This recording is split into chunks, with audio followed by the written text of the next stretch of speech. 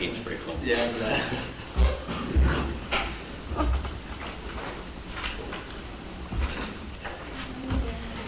Just stormwater expert. Oh, really? Who's that? Since we started talking about We'll it. go ahead and call the meeting to order. And we'll start with the pledge of allegiance.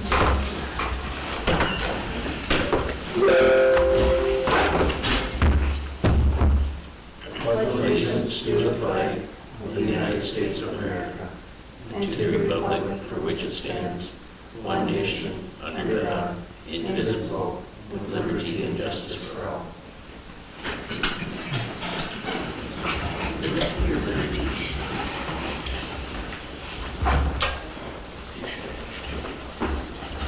Ready for the I'm trying to Zoom to operate this. It's not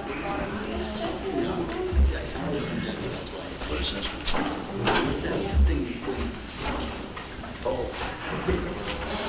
No. I don't Well, think I'm gonna go through the minutes. While you're getting I ready. We're gonna go to 3, so we'll start with the minutes from the last meeting. Has everybody had a chance to look at them? And if so, do I have a motion to approve or any changes? I'll make the motion for the minutes. Is there a second? I'll second. I'll second. Moved by Nicole, seconded by Jason. Any other discussion? All those in favor say aye. Aye. All those opposed, same sign. Motion carries. The next item is financial for bills and payroll. There's a motion, unless there's questions or thing to approve both bills and payroll. I think the only question I have is, one is meant to be payroll only, right? Payroll and end of month, probably. Okay. Because I see the JP Morgan and Microsoft online in the bottom, I just didn't know if that was, this one or the other one. Typically, they will put them on the end of the month, just because it's not a, they'll kind of collect all the receipts on the JP Morgan and then just do it as an end of the month transaction. I wasn't sure which one was on Well, and this one is more of a direct deposit, so. there.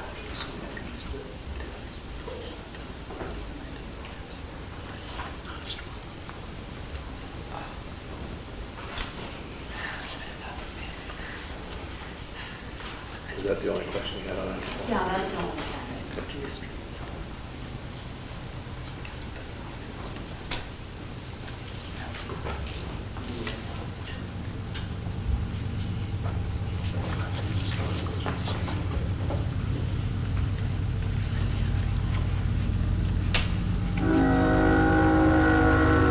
This is a big portion. Mondays cannot come out of the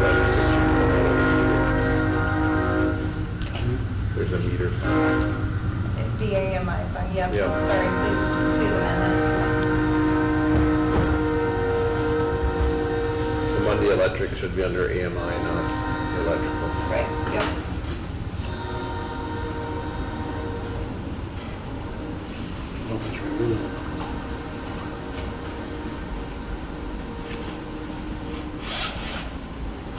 Probably that too.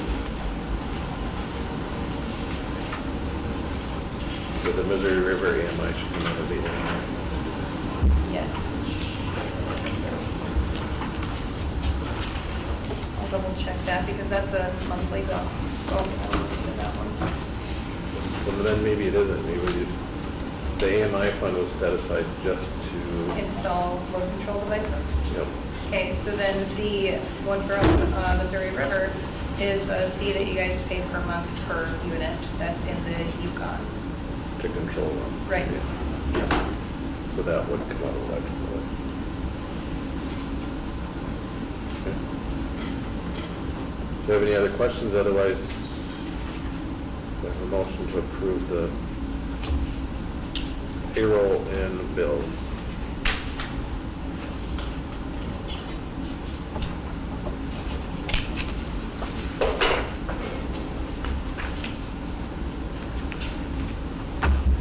I'll make the motion to approve.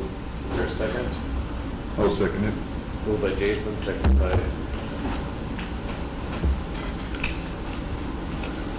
John. Any other discussion? Paul? Yes. John? Yes. Jason? Yes. Nicole? Yes. The yes for me, motion carries.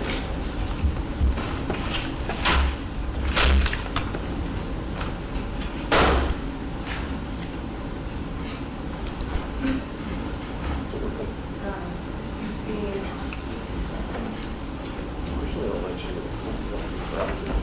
That's what I. Can you scroll down on that? Sure. Okay.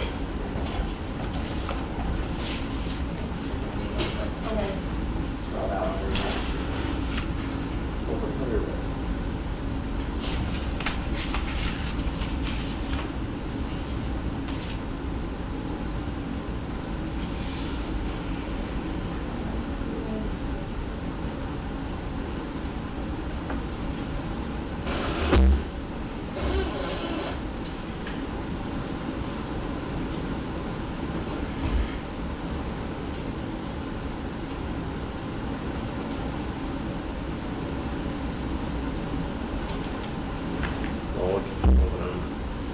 I'll keep trying.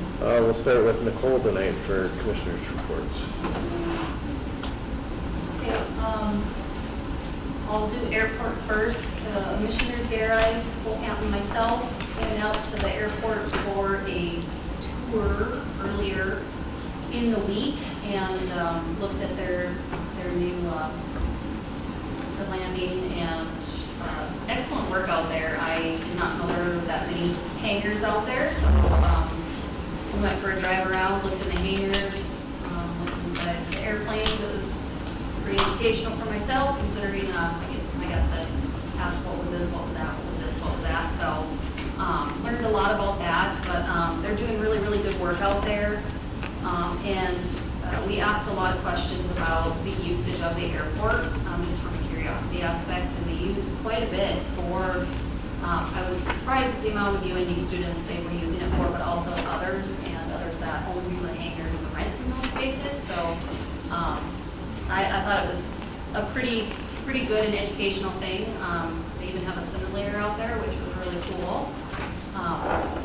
So they welcome anybody at any time to go out, and if you want to learn about the airport or anything like that, you're more than welcome. They'll take you for a ride too. As far as the water side of things, this is kind of new. We're looking into a potential stormwater grant. So we actually, Levi and myself and Steve and probably Abby and a few others will have a meeting about the potential of maybe getting some funds grant side wise for stormwater. So that'll be hopefully on a positive aspect there. And other than that, I do not have anything else. Okay. Paul? We don't have a lot. We are still wrapping up road control. We still have a few left.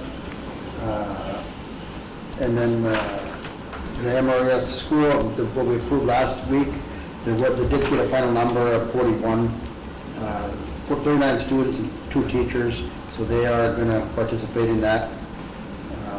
And then we still have on the economic development, we still have some openings for the lead local training that's going on October 16th over in Mayville. That's free for anybody that wants to go to it. It's training for aspiring, elected and appointed leaders serving on boards, councils, and committees. It goes from 9 to 4 o'clock. So if you know of anybody yet, we still have openings for that yet. So it was a nice tour out at the airport. We enjoyed that. So nice to get a little bit more of a behind the scenes tour than what you normally get. So thanks for arranging that, Nicole. Other than that, that's all I really have. Paul? John? I talked to Jade today about, he's still getting bids put together for Moya about the chip seal for next, I think we'll be shooting for next spring or early summer on the stuff that they did this fall and the stuff they did last summer. He's also getting bids for the patching for next year. That'll be coming up, and I think he talked to Casey, and he should still have some funds to do some of that chip seal and patching, he thought, but fingers crossed. Yep. As long as you guys don't have earmarked for other places, so.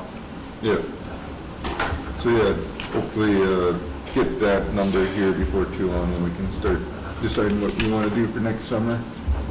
Over at MSU, he took a look at that window that was leaking, and he's trying to get somebody to get in to fix it, but everybody locally is pretty booked up right now, trying to finish up stuff before winter hits. So he's gonna try to find somebody to get that window that was leaking fixed, but again, I think long-term here, we gotta start looking at the windows that haven't been fixed yet, getting those all repaired. He was gonna try to put something together on that too as well. And then I asked him about the leaking roof. They weren't able to pinpoint where that vault roof was leaking, but his suggestion, he thought a sloping roof on there may work, but that's gonna be a project in itself. So I drove by it and I kind of just eyeballed it without really climbing up on the roof. I think it's doable, but it'll take some engineering and architectural work. And you got the same, Tim Wright was able to get a quote from Paul Winkleman for doing that concrete sidewalk. And I did talk to Jay about that too, because Jay believes he can put a plate over that, but he wanted to sit down and talk with me a little bit more before he 100% goes that route.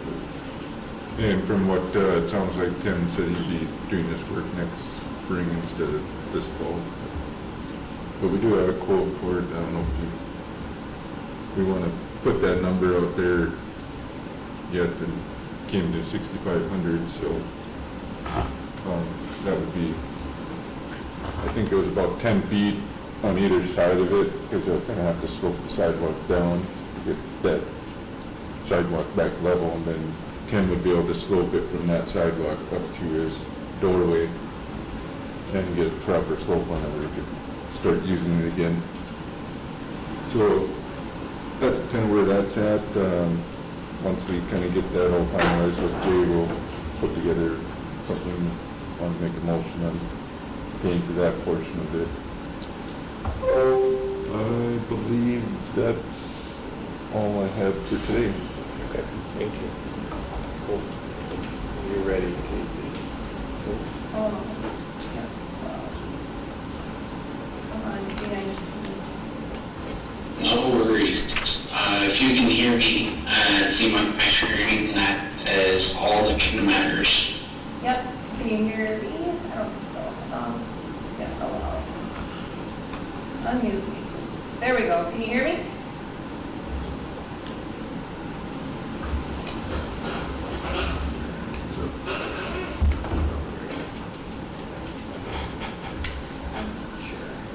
It's frozen now. There we go. Can you hear me okay, Cadence?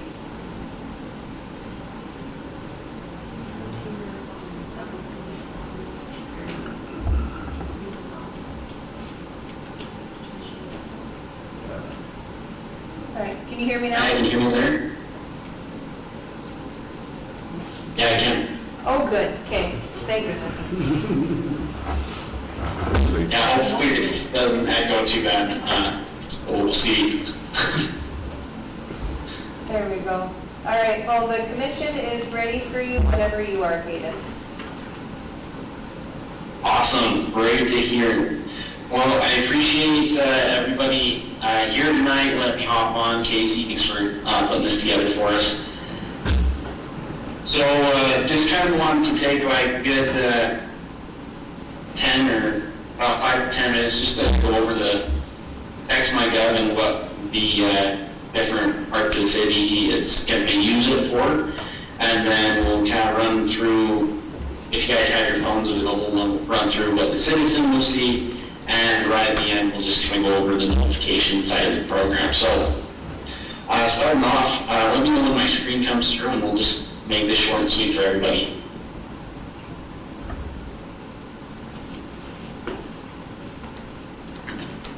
There, looks good. Awesome.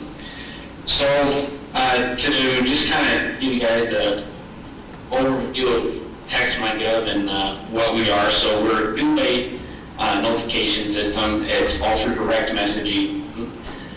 We can send out alerts for the residents to receive information. They can request information, and that gets sent back to them, as well as they can also report issues, and that information being compiled and then sent to the recs department, as well as the specific people in that department.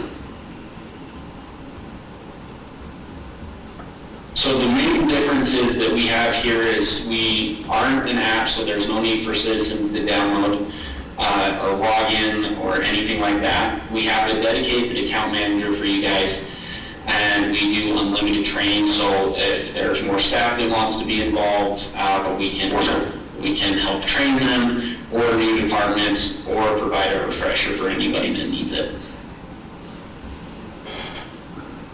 So between some of our conversations with Casey and Public Works, there's a few different things that we were planning on using the program for. So for the notification section, and we'll briefly kind of go over it, we're going to use it for missed pickups, general alerts, any weather information for like snow removal or road issues, as well as a built-in geolocation feature for the Public Works guys to get that information out when they have road work going on in a specific area.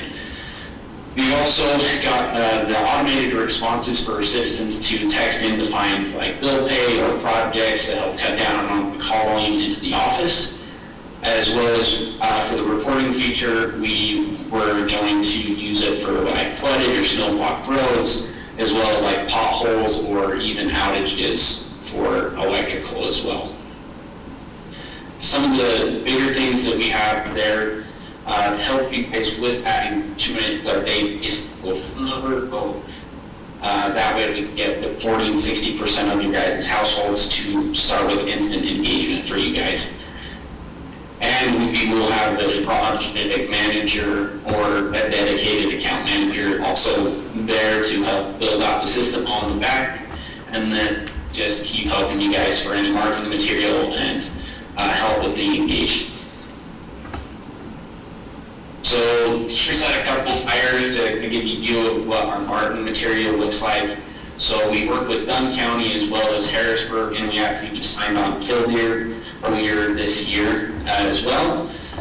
This is kind of what they're going to use it for. Dunn County specifically using it for just notifications, so to notify the resident when there's general announcements, and important deadlines. The city of Harrisburg, they're using it to kind of work the residents, similar to what we kind of talked about a little bit earlier. So we will also put this widget on your guys' website to help the residents opt into the system to know what's there and available, as well as the database, like I previously mentioned. We'll send out a welcome message, and it will look really similar to this one right here on the screen, where you guys can see it, and it just is a welcome message. Hey, if you want to receive certain information, go for here. And if you want to opt out, please text stop. So that way residents can opt out at any point in time as well. If you guys have your phones available, I do want to kind of give you a view of what the resident's perspective is. I've created a keyword as well as a report for the resident, or for you guys to kind of get a view of what the resident looks like. Do you guys have your phones available there? Yep, got your cell phones?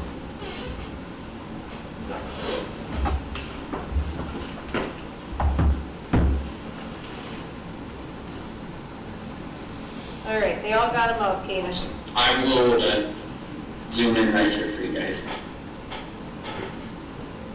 Sorry, that just cut out for me.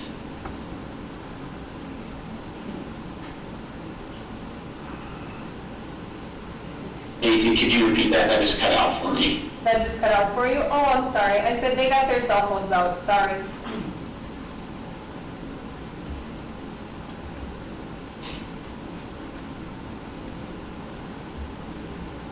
All right, sounds good.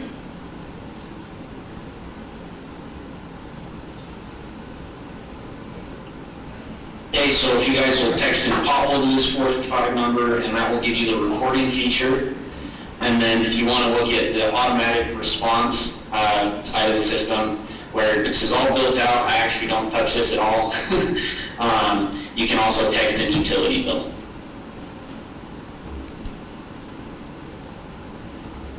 I'll give you guys a minute or so to kind of walk out.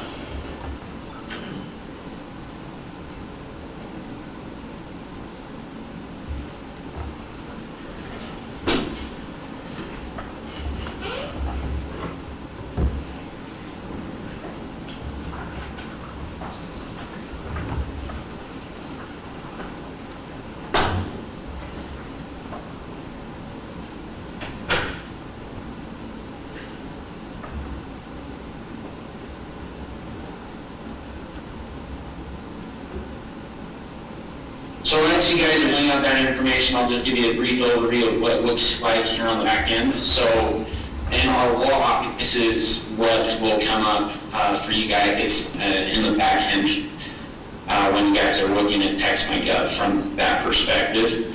So it just essentially compiles this information, and you can adjust this to however you guys want specific questions.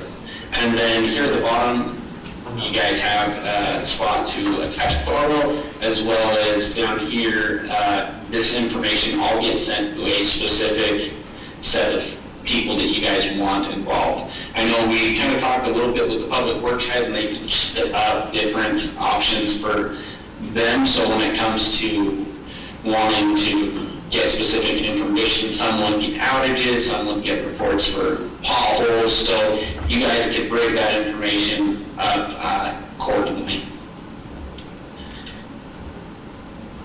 And then I'm just going to briefly walk through the back end for you guys to see the notification section.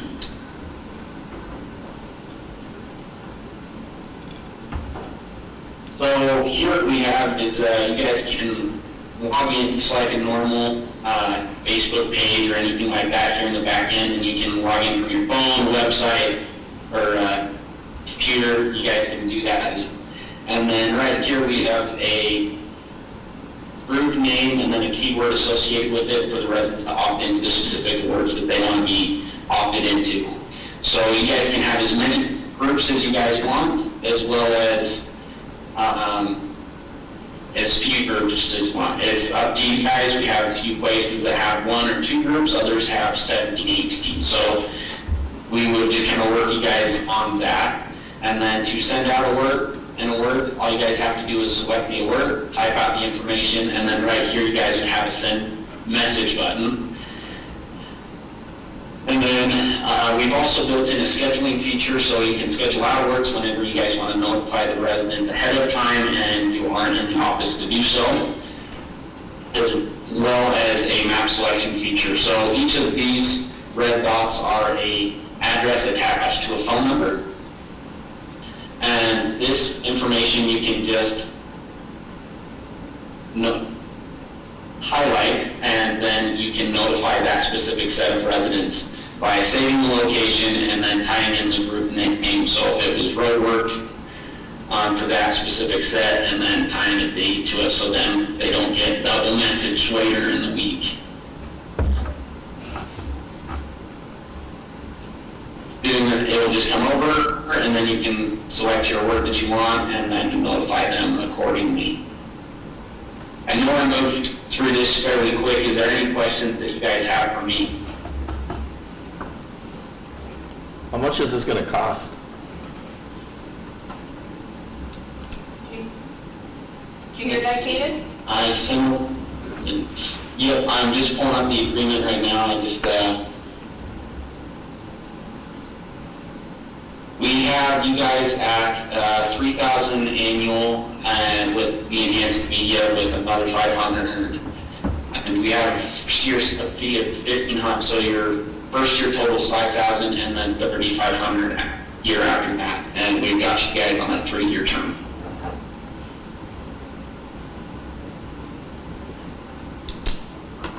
Any questions on pricing when it comes down to it? Do you want me to pull up the agreement, Casey? Sure, that'd be great. Okay. I didn't find my mouse.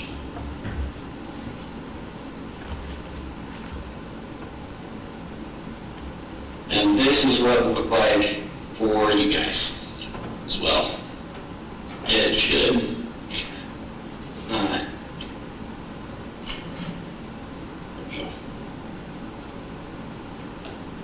What is the enhanced? Can you guys see that all right? Yep, we can. Nicole wanted to ask what the enhanced media package is. What is that? Yeah, so the enhanced media contains extra media for you guys. We've got a full-fledged marketing team that we have for you guys, and the enhanced media contains personal social media posts, flyer, QR codes, promotional videos, as well as custom designs and graphics that we help put together with our marketing team here on our end.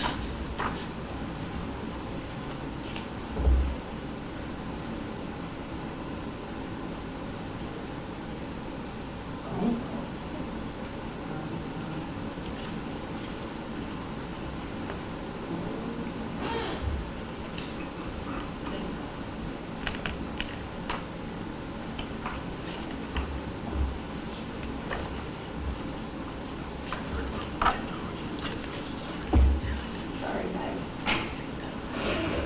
We'll keep moving on then. It might be this one, too. All right, so, let's see, Jason, do you have anything for the commission tonight?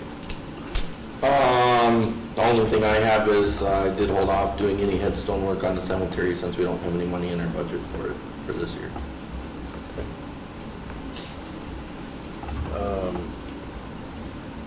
Okay.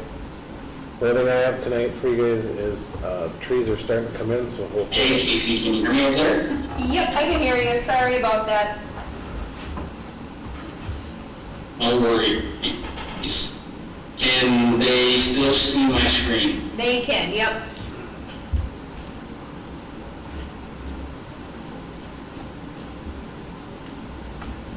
All right. And then, did I get cut off, or did they get that answer for the enhanced media kit? They got part of it. Yeah, the enhanced media kit's gonna be any, any marketing type things that they put together for us. Yeah, we just found putting that on there just helps get the best sort of engagement for the city, because we want you to succeed as much as we can.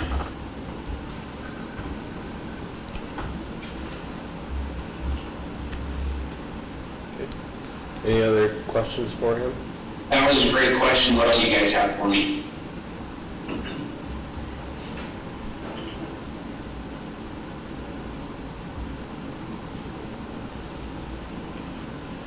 They're pretty quiet, Cadence. So getting the residents aware of this, is this something that's part of that media package marketing tool? The question that John has for you, getting the residents notified of this means of communication, that's just part of the media tool, right, Cadence? I'm not quite understanding it when you mean part of the media tool. Or part of the media package, Yeah. John? Yeah, part of the media package, sorry. So we have a base that gets you guys the widget and then 2 flyers, and that's kind of where we start, as well as the database. But the enhanced media care package just helps the engagement that much more. We just found there's been more engagement and better success from places that do have that involved. Did that answer your question? I'm curious how the media package would increase that engagement. What what is different in that than what, without having it? Did you hear that, Cadence? Yeah, so the difference is mainly is the personalized social media posts, because we know that people are out on different platforms, as well as the QR codes are a really big one. So you guys can post those around town, and we put those together on our end, and then the promotional videos just shows the residents how the tool works, as well as different ways that they can be engaged. So that's kind of how we've upped the engagement when it comes down to it, because putting a few flyers out is great. We just found with the more flyers, putting your guys' city seal on it and a few things like that has just helped with the engagement. Okay. That answer your question? Yep. Great. Just so I'm all on the same page as you guys, we were looking for approval on this tonight, correct, Casey?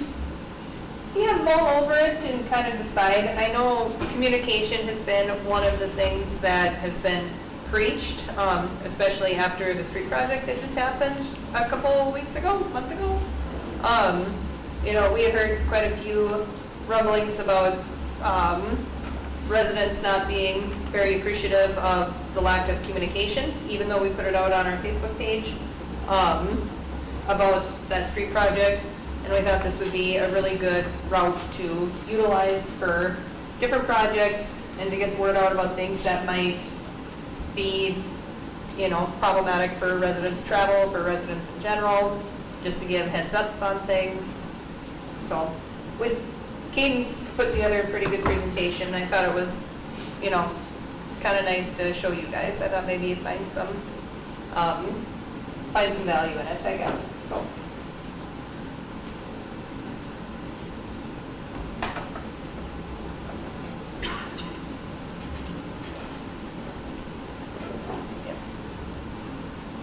Is there any other questions for Cadence? Okay. Well, we'll thank you for the presentation, but we'll probably talk about it a little bit later, and Casey will let you know how it goes. Awesome, that's great. I just wanted to remind you, Casey, we got that agreement tied to the 11th, so this is a reminder, so. Perfect, thank you. Appreciate you letting me hop on here, and have a great rest of your night, everybody. Thank you, you too. Bye.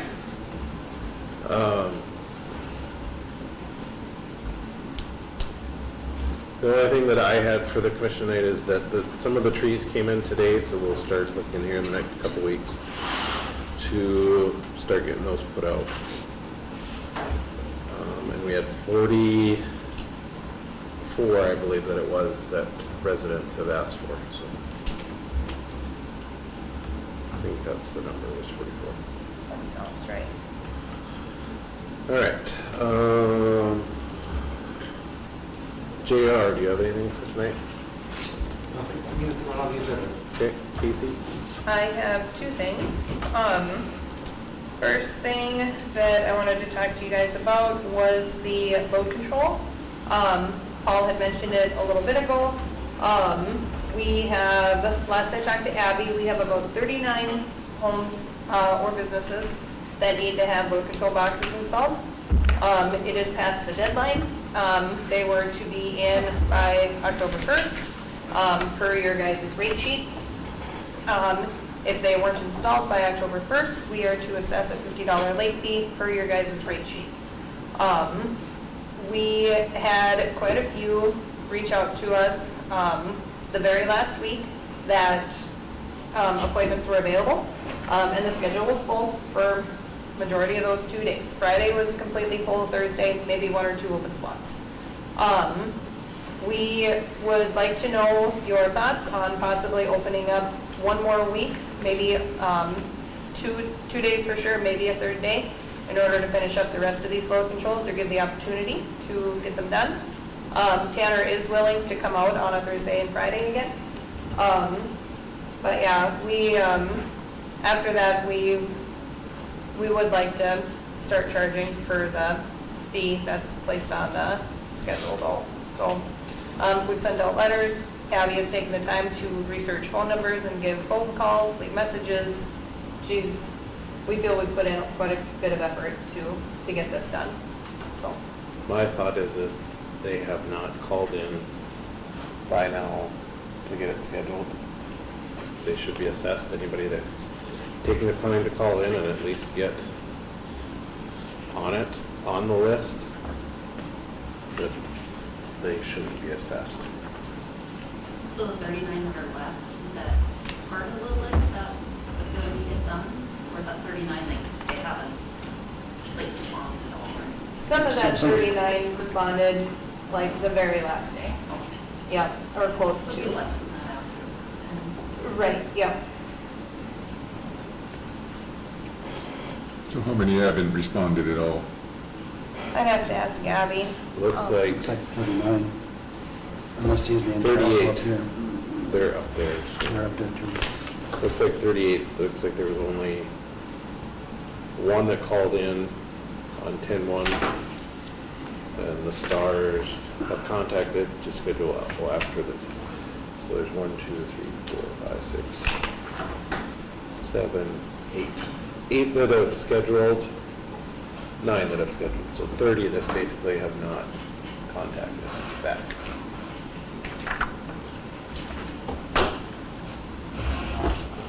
I agree, if they haven't contacted the city by now, I do agree that we start charging that fee. If they've attempted to get it scheduled and we just haven't been able to coordinate it, I feel we can work with those individuals.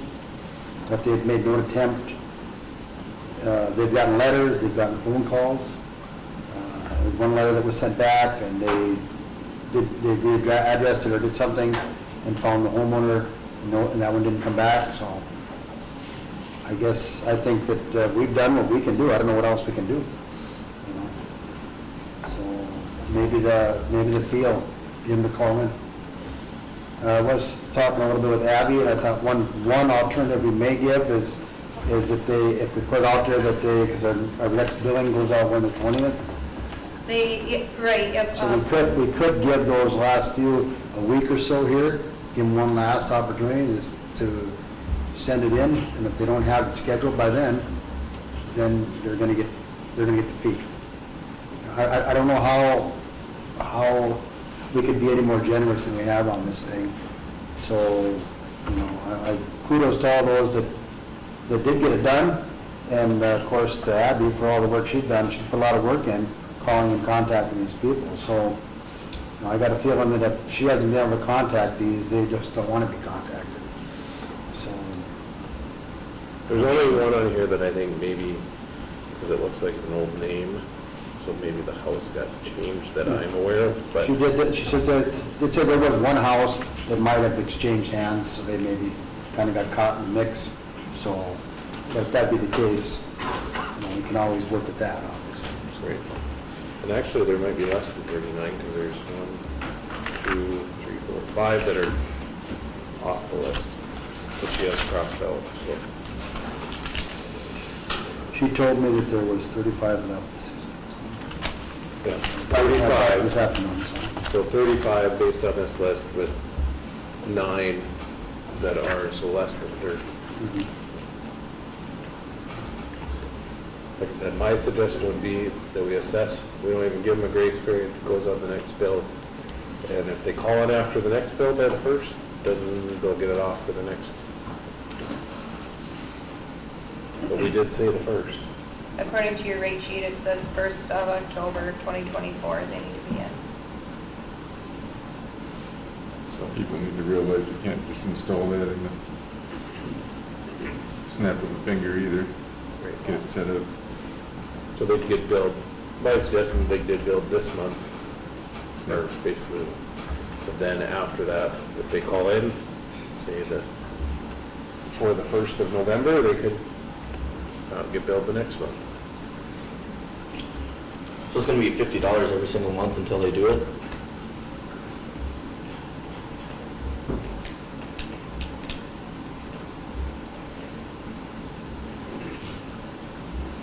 You started on this, over a year ago, right?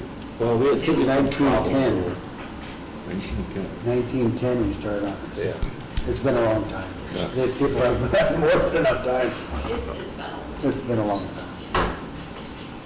And we started the letter process in like the second week. I think July 10th was the day. Wrote up the letter. And that doesn't include all the letters that went out prior to that in years past. So, plus the news, the banner, you know, it's been put out there, so not to say that somebody maybe missed it, but And you may think $50 is a lot per month, but in reality, it's costing us a lot more than that, because if our demand charge goes up in these months, we have to pay whatever that is, and everybody has to pay that higher rate for the whole month. And sometimes in the peak months, the demand charge is the same price as what we're paying for electricity.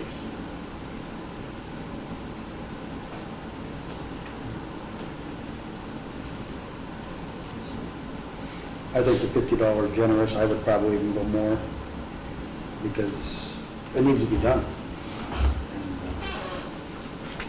And, everybody pays for it, like Levi says, in the long run. If we can't control it, we're going to start paying more. Do we have a motion? We need a motion. We do need a motion.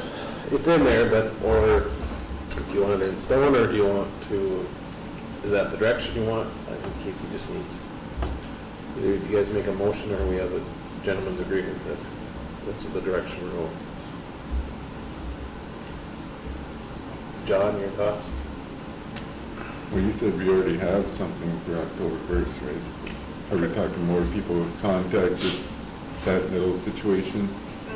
Yep, per your guys' rate sheet, it was updated, last time it was updated was December of '23. And on there, it's got $50, $50 fee per residence or business that doesn't have flow control installed. So to start October 1st of '24.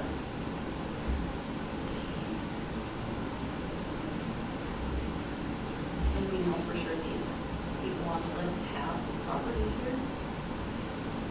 We sent out to, Jim had a spreadsheet, he had an Excel spreadsheet of the addresses that weren't completed after the last electrician was in town, and that's the list that we went off of. So, as of right now, all of these individuals have bills that are sent out to them. So they do have current accounts at those addresses and they're not responding.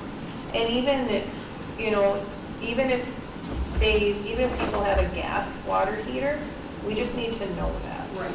That's, a lot of them were taken off the list because they had gas water heaters. Don't need a local That's control why for I'm that. worried if that's why they're not responding, because they assume they don't need to because they have that gas water heater. The one thing is, if they start getting a $50 fee, maybe they will call and ask, or say, I have a hot water, I have a gas heater. Well, okay, then, you could say if you'd have done that 12 months ago, we'd be off the list and they wouldn't have been bugging you. So, and maybe it comes down to the communication thing, but I think we've said it more than one meeting that if you have a gas water heater, you're not included. So, I know people don't listen to meetings, but we can, the word gets around, so. I think that's technically that one just needs to get installed.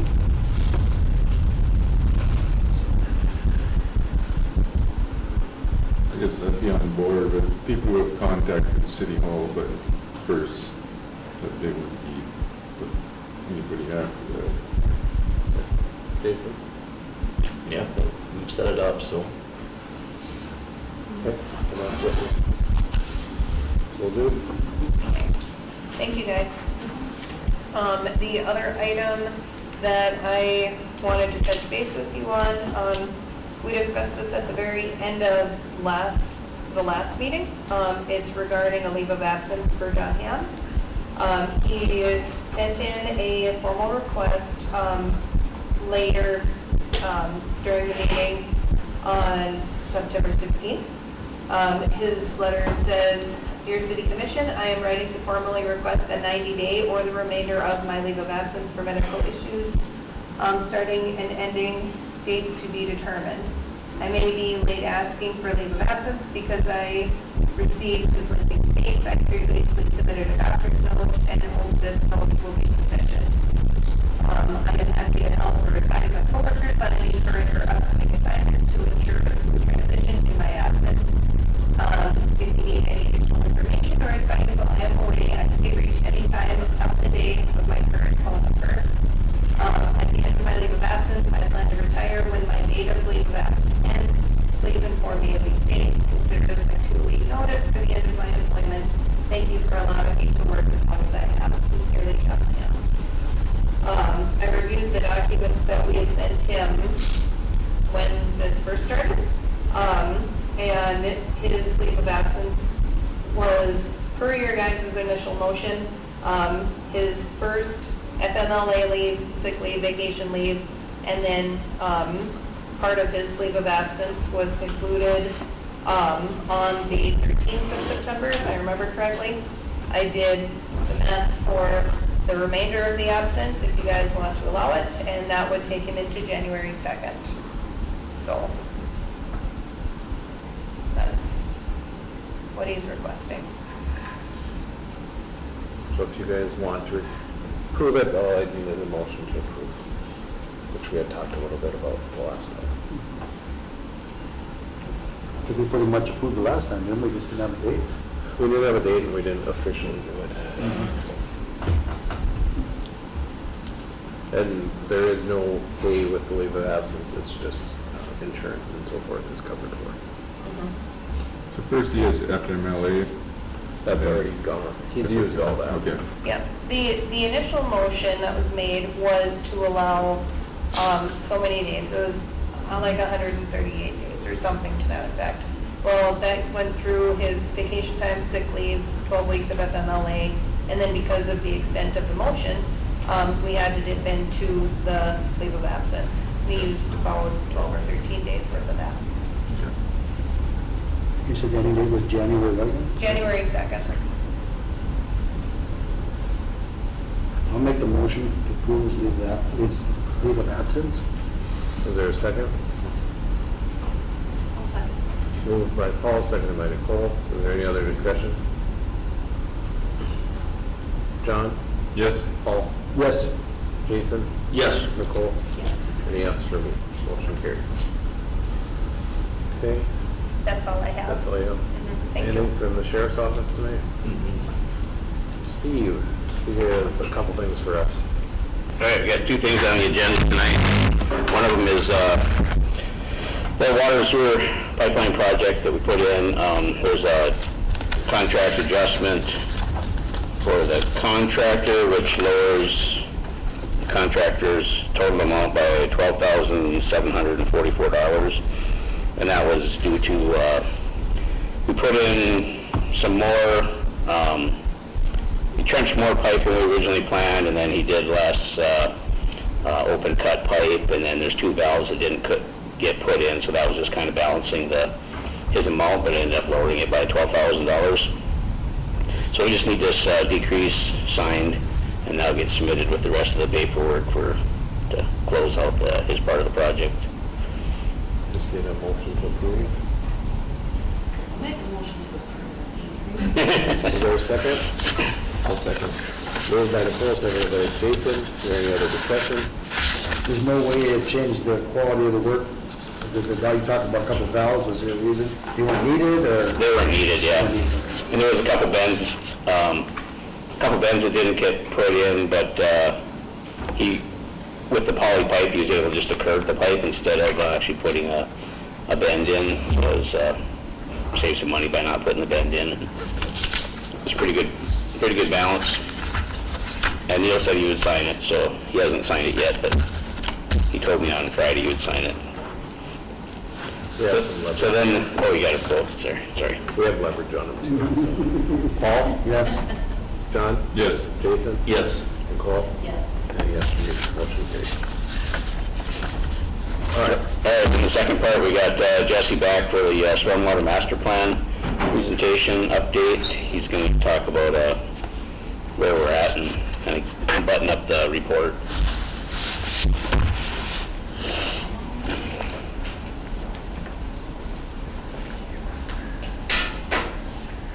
And these, Maybe some of you weren't here when Jesse came around the first time. He's a stormwater expert out of Bismarck. He's been working on the stormwater master plan. it's just fine. I don't know, so I'll move it. Steve told me to bring 16, and I brought 8, so. Anyway, good evening, everyone. So, what I handed out tonight is a draft report of the Stormwater Master Plan. So what I'd like to do is maybe flip through the report, very high level, talk through a few things in it, some of the high points, and then ultimately let you take it, look through it, write down any questions you might have, or certainly ask any that come up tonight as well, but after the meeting, take it, look through it, write down any questions you have, get those to me, hopefully can help answer those, potentially add more detail to the report if certain questions seem to necessitate that. Otherwise, we just have a few cleanup items, a few technical sections we're going to add to this yet, more for just record keeping. Somebody looks at it in the future. But then, yeah, button this up and hopefully close it out in at least the reporting phase this fall. So, why don't we start? I'll try to kind of guide us through this. At least we have page numbers, so that should help. But if you get past, once you get past the table of contents, you'll see there's a brief executive summary, just very high level, and then it has a larger sheet which is summarizing the recommendations, and we'll talk through those as we get into the actual report. So I think we can kind of skip through probably a lot of the early stuff in here. We have the introduction, a lot of the background information for the report, and then that chapter 1.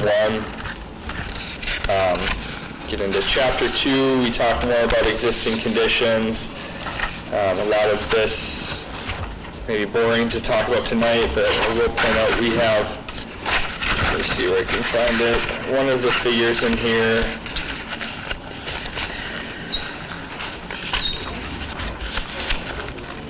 Oh, maybe it's in the next section. Okay, so chapter 3, that's where I'm looking. Starting on page 23. So this is where we get into more of the existing drainage system inventory, system review. Some of you may recall we had put together different analyses and figures documenting flood depths on roadways and classifying those by the depth of water over the road center lines. And then we also looked at potential structures at risk, both primary structures and secondary structures like garages. So those figures for existing conditions are in this section. And then we also have a summary. There's a figure provided by the city, or I shouldn't call it a figure. There's more markups of various areas in the city that had been marked up. And here that's figure 3.2, marked up to show areas that the city has received complaints, drainage-related complaints, or city staff have observed issues. So those are kind of summarized just geographically on figure 3.2. And then if you can find figures 3.3 and 3.4, that's where 3.3 looks like this, if you can see it. Kind of has different coloring over all the different roadways, and yellow being 0 to 6 inches of flood depth over the center line of the road, orange being 6 inches to a foot, and then red shading indicating streets with greater than a foot. And in existing conditions, this is showing a 5-year rainfall event. pretty significant area on the west side of the railroad tracks. And then the most significant flooding is actually up at 2nd Avenue and 7th Street, we sort of refer to as the northeast area in the master plan, and then down at Laurel Avenue. And similarly, you can see on figure 3.4, shading those different structures where we shaded red structures. Those are primary structures that we're denoting as being potentially at risk for flood impacts, and then purple boxes on the figure are secondary structures.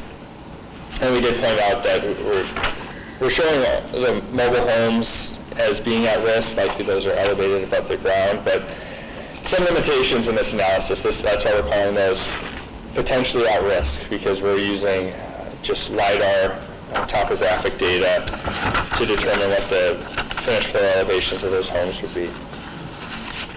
Any questions on any of that? A lot of that's refresher, but it's been a while, and maybe some of you haven't seen this in much detail. Down here on First Street Southeast, going towards south of the Armory there, there's a ditch that shows quite a bit of water in it. Yeah. And it goes east. If we plan on developing that in the future, what can we do with that water? Yeah. Because apparently there must not be enough culvert there to run that to the east, or so it sits there. Yeah, we looked at that ditch a couple times along 7th there to bring water down, and that might just have to be some improvements along the culverts along there. One part of it is it's because all that water from the other side of the road, from Main Street and 7th Avenue Southwest, flows underneath into there. Yeah, I think this culvert needs to be replaced to just there. Yeah. Yeah, that inundation area is not something that we particularly looked at improving, just because it wasn't necessarily tied to those areas, but it's something that we could, in the model that we have put together, we could look at what improvements would reduce that inundation. If that's something important to the city, we could certainly do that. So you're looking at putting a fire hall on the corner and Sure. a pool next to it possibly. Yeah.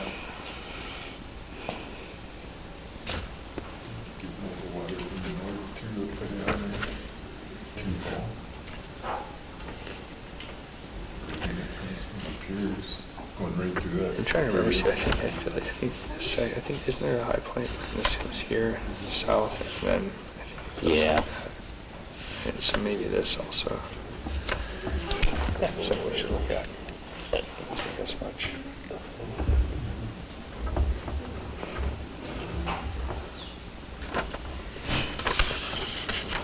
Part of the evaluation went through and tried to figure out what size of pipes we'd need to upgrade everything to fix all the flooding, but the pipe sizes got so huge because there's no grade that we wouldn't even be able to put them in the ground and get any other utilities around them. So then we looked at other areas where just putting in some storm ponds and stuff kind of solved a lot of that. But I think once you take this report and keep it in mind as things happen around town and other development stuff, and plan for ponds wherever you can. And We've already used it on planning and zoning side where they've said, okay, somebody's putting in a building or they want to put an access road, what do we need to put in, what size pipe we need to put in, so that they're trying to be proactive as we move forward as well. So if there are more questions right now on those figures, if we move on to page 35, so this is getting into the master plan recommendations.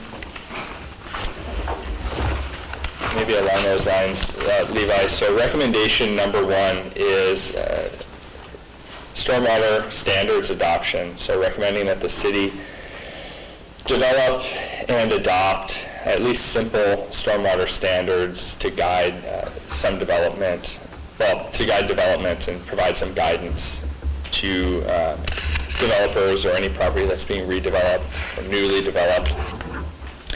So we give that as a recommendation, and then we'll get to it in a bit here, but I did draft some standards that are included in Appendix A, and so maybe let's wait to look at those, but if we get through these 5 recommendations quickly, we can look at those those standards.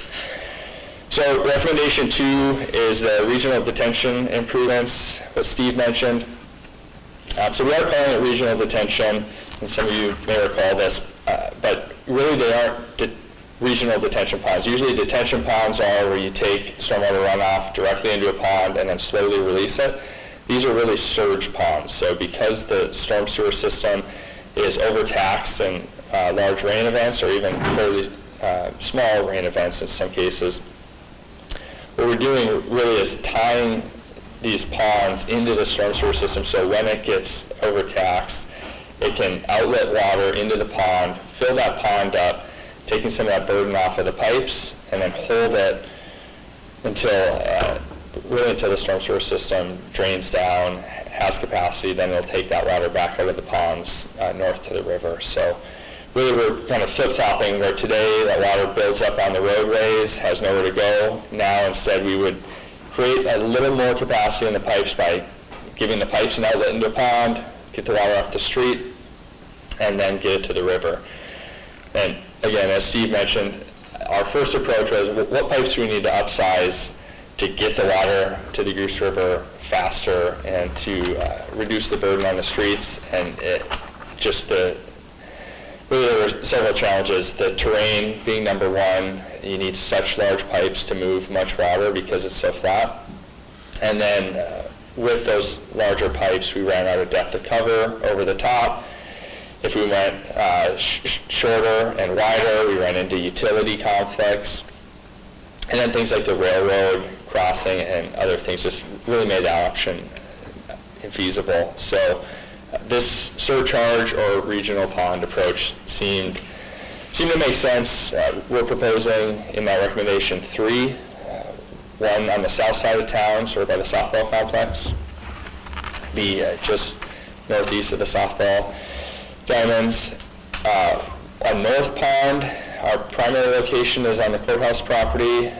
That's the focus area for the North Pond in the report, but we do lay out some potential alternative ideas for that pond if it's maybe not feasible or deemed undesirable to have that next to the courthouse.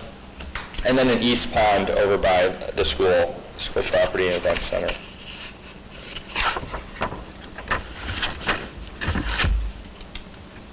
So then moving on page 37, we have recommendation number 3, which is inlet and lateral improvements. So what we mean by that is really at a lot or most of the intersections through town, what we found was that the inlets are undersized, so they're small inlets, very prone to clogging. And then the laterals, which are the smaller pipes that connect the inlets to the larger storm sewer pipe, a lot of those are very small.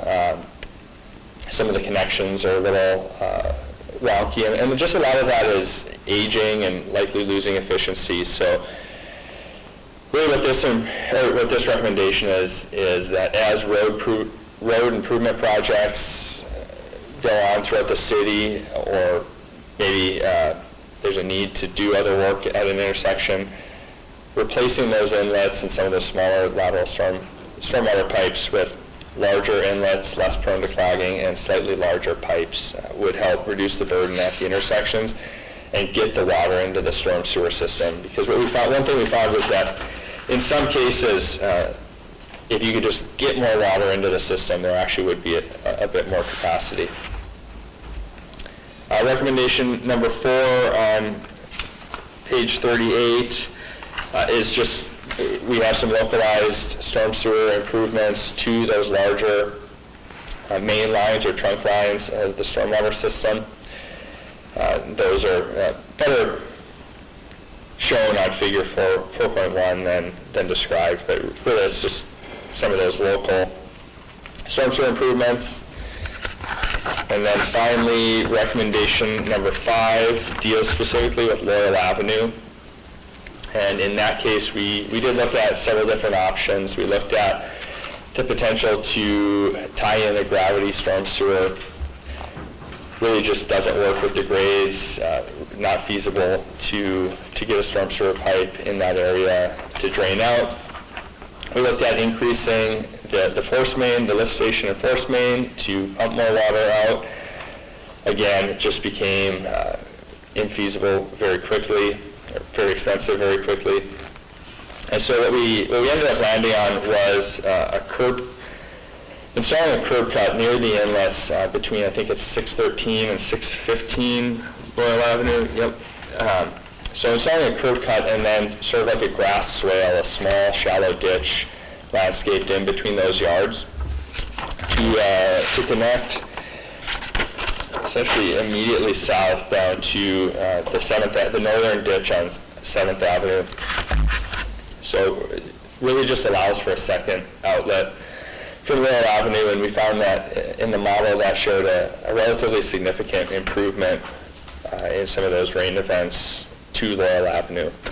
So again, maintaining the existing inlets, existing lift station and force main, but adding that second outlet, and also relatively inexpensive. Relatively inexpensive in terms of infrastructure, but also requires coordination with private landowners and potential challenges there. So if you're dumping more water there, if you already flow coming from the west, how does that handle that? How full is that culvert, or that pipe? And do you mean on 7th, Yeah. the ditch? Yeah. So we didn't find that the 7th Avenue ditch is overly taxed, especially on, so you get to a certain rain event, right, like a 100-year storm event, and just everything's overwhelmed. So your potential for improvement becomes more and more limited. But on smaller rain events, like a 2-inch, 2.5-inch, 1-inch rain event, where there today are notable issues on Laurel Avenue, in those cases, there should be more than enough capacity in that ditch to take that extra flow. Yeah, and I don't... Because I just see all that water down by the armory, why is it sitting there if that pipe's supposed to be able to handle it? If that pipe isn't running full, I don't know anything about it, that's why I'm asking. Yeah. If that pipe isn't running full, well then, Yeah, then we have ponding down by the armory. I'm trying to remember the exact reasons. Let me see here. Well, the armory doesn't jump across the south side of the road. Yeah, I think that there's a high point between like the Laurel Avenue area and over by the armory. Just trying to remember. Yeah, I don't know, that's what I'm asking. Yeah, so I think from the armory it goes to the north ditch on 7th, goes east a little ways, and then south. Whereas this... So you're saying that you got water going south over there? I think so. I think it connects to the south ditch. I need to review and remember this. I admittedly don't remember the exact flow path right there, but... So in reference to him, going down Armory, down that county road to where, like, Loyal, and then there's, Mike Press's house is on the corner, so they have a culvert going, north-south, but there's not one going east-west, and so he's sump pumping his yard up all the time when it rains. He's the only one why we don't have culvert going east-west over there. Then the one that Armory, I think, It wouldn't go anywhere east-west.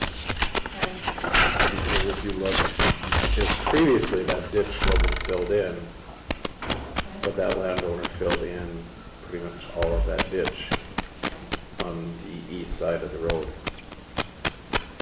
a few years ago.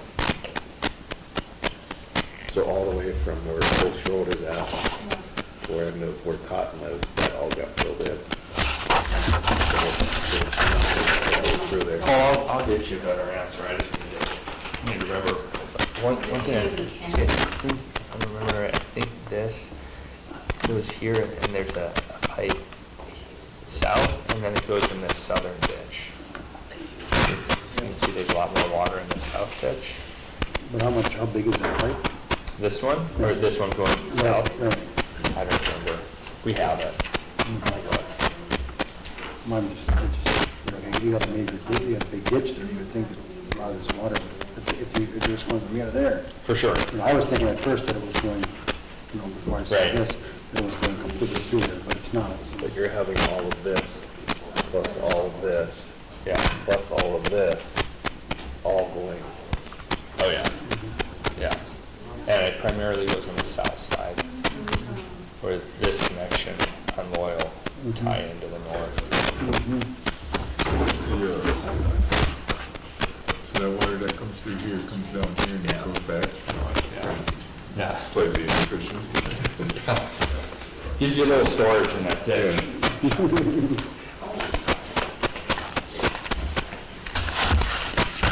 that ditch is very deep. So it's like,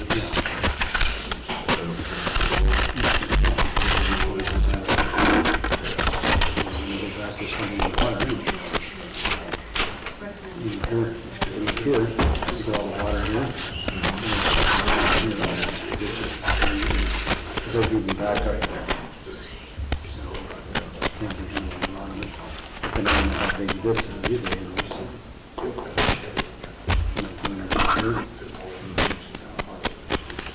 This might help you. Levi's got the topographic map up. This might help you, Paul. So this is the elevation changes. Yeah. So the orange, or the yellow is 872 and the red is 931. The darker the color, the higher. There's not a lot of change. There. Yeah, there's not much change there. which page is that? That would be page 30. 22. Yeah, and I can, like on the computer, if I zoom into this area, then it'll refresh that gradation so that we can see more variation here. And this, I assume all this is getting put in with the ArcGIS for the Sure, work. absolutely, we can add that topographic information.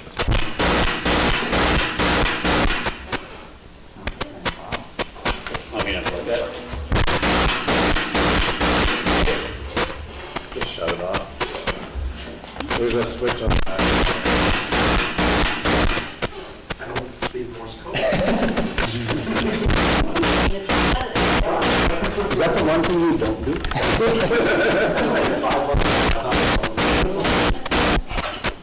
You just know SOS. Yeah, I remember that. So if you skip each one to I guess it'd be the last two big figures. Figure 5.1 would be on page, it'd be page 47. So figure 5.1 is showing that 5-year plan in where we focused on the streets again. And so not that easy in this packet to compare two figures, I guess, but we're comparing this to the existing conditions. You'd see a lot more orange, a lot more red in existing conditions, whereas this is showing the city with all of the master plan recommendations put in place. So ultimately, one of our goals was to reduce our street fronting to a fewer lots, which is essentially a goal of moving to the west. The only place that we were not able to fully do that is that northeast area by 2nd Avenue and 7th Street. We did recommend improvements there. Ultimately, it's a very challenging space to capture the water and get it out. Several limitations, but we did make it notably better. Down so far. Exactly. Yeah. So just really challenging. But like I said, a lot better. The only other red here is the bridge over the river, and that's really, we should just delete that. It's kind of weird. The bridge is dry. The surface is reading the river. So.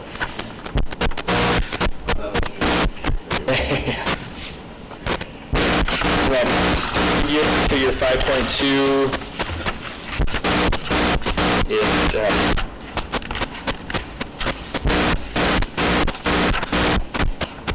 is the 100-year, showing the structures.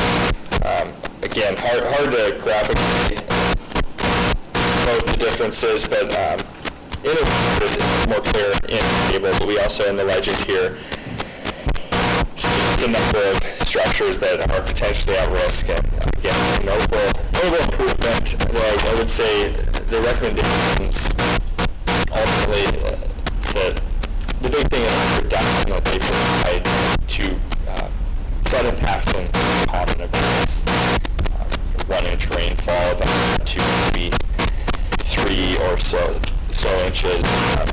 Once you get to the 5-6 inch events, there's just a lot of water, and so really challenging to get rid of it all. But it does, even in those large events, the recommendations make it better.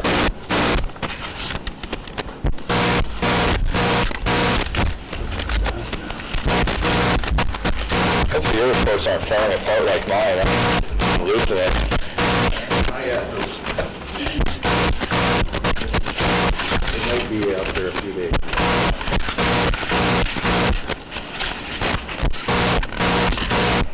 So if you flip back a couple pages past the figures to Appendix A, those draft stormwater standard. So this is just sort of me taking back some typical standards being applicable to Hillsboro, just to provide a guide of basic stormwater expectations for a set development or redevelopment. Yes. This isn't, I guess, necessarily taken straight out of this. So this is something for some input that hopefully make this a little bit better. I would put it on just my recommendation that, hey, Hillsboro could adopt standards, but it didn't make sense to me to type adopt standards. It made more sense to say standards that you can adopt. So this is my crack at that.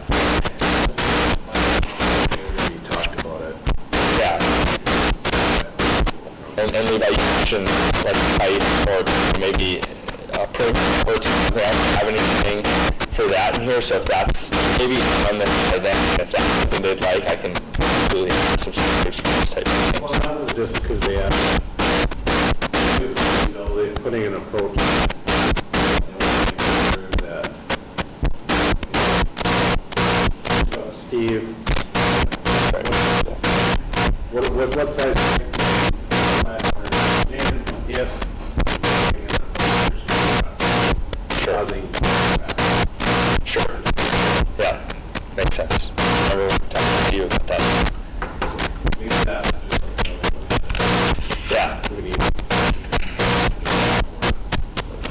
Yeah.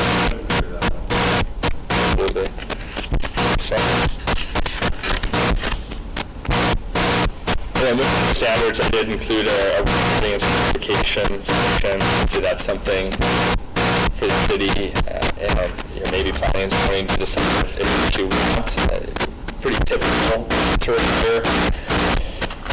Hold engineering document, essentially verifying that what's being recommended isn't going to negatively impact the system. And we're really not asking anything from the applicant here. These are pretty simple basic standards, pretty sort of industry standard, I guess. So, yeah, I'm going to put on that. And then the last bit in here, appendix B, indicators, appendix E. So these are cost estimates for the lists, for improvement, really for the three broken out. We have the general inlets and laterals, Avenue, separated in the northeast area, where that construction is being intended as a there for a week, and I feel isolated that we separated it.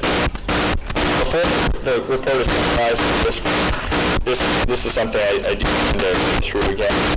Put these together a few months ago. Have more openings, things like this, and so this is something I'll go through and try to future-proof a little bit more. But we got a large contingency range.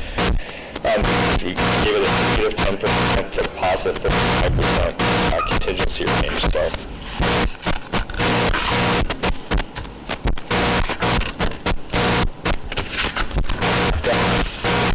Stormwater found much. Don't expect you to have questions tonight, but you have more. You've had some ones already.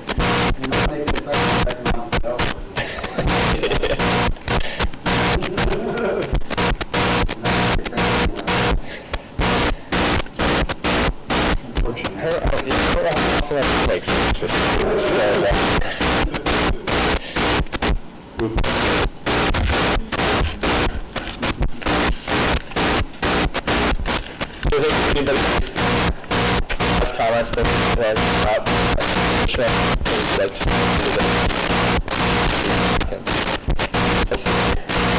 button it up and provide some useful information.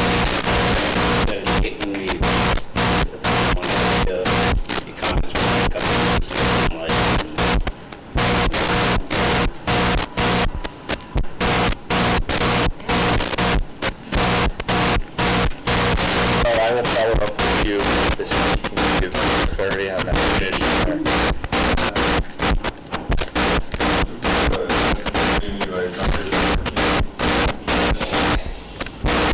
Yeah, especially so we did explore a scale option here. It's really quite expensive. We did explore, I think we're still a possibility that corn still thing. They have, my understanding is some funds, we're kind of drilling the hole and looking at funds. Maybe there's a ground where we can use that space underground part.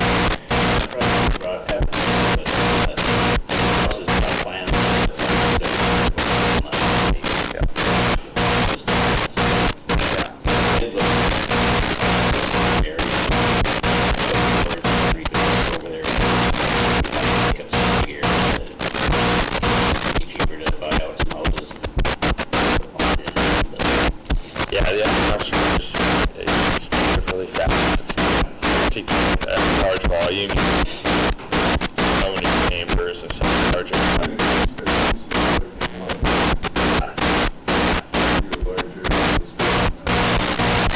Exactly your site. It may be affecting the site.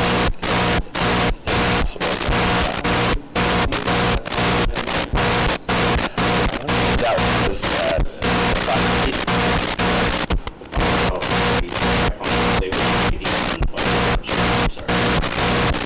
Yeah, that was basically that.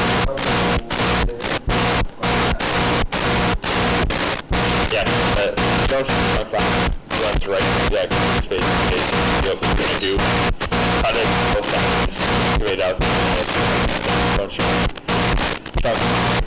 dump, fill the pond, and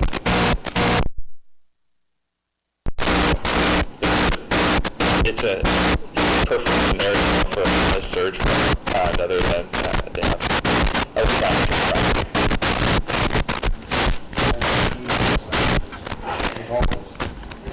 There's other plans for a lot of places.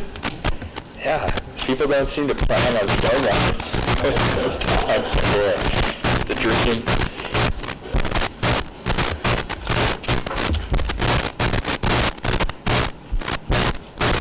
Other questions?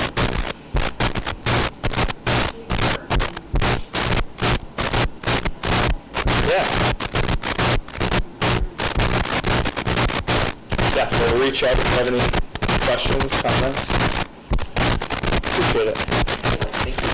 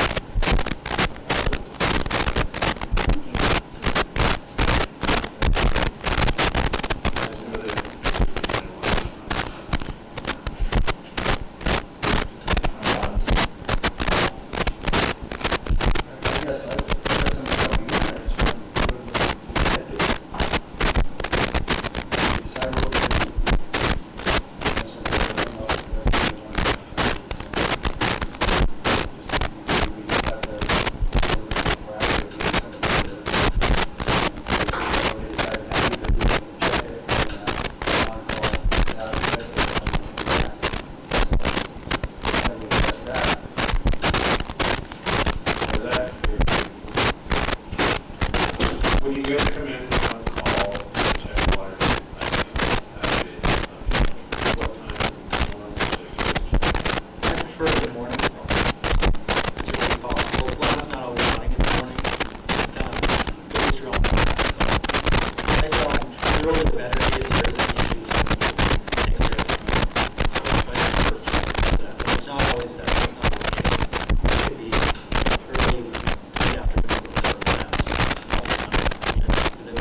Sometimes it shuts off at 7, 8 o'clock in the morning before you get up. You get up work. It's not an exact time. I think we say for Saturdays, we want the day open by 9.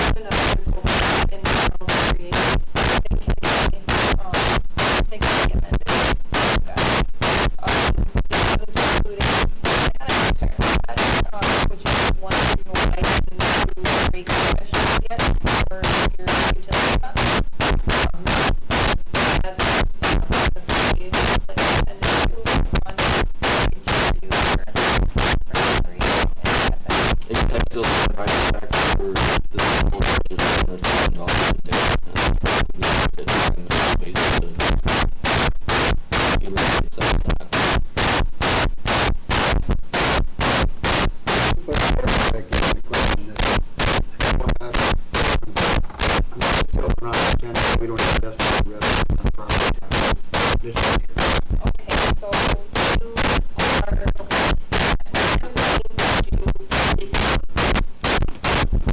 page 4. Okay, so on page 3, is the formula that calculated taxes that you are eligible for. It's just the way that the way that the state department, so you can put in under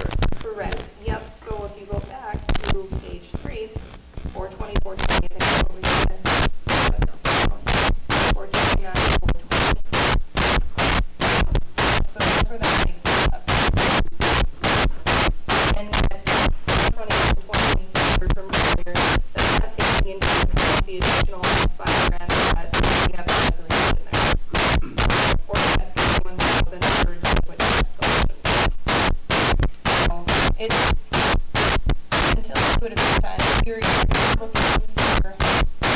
when we do the general fund, you're kind of looking at that gap that we need to fill. That's what I'm asking you guys to help me on tonight. I need to fill that gap.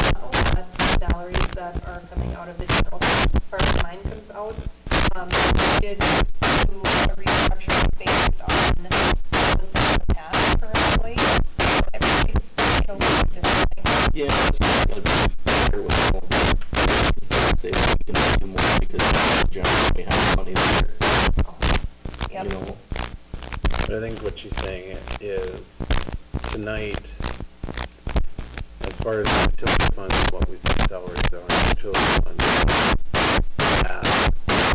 can change later, we can't change. They have to approve. So maybe one, If it's a contract, I guess maybe just don't put my question is if we had to approve this, if we later do it, is that necessarily 2 years, so it's starting before when that's gonna have that brought in? Where you're going with that. So,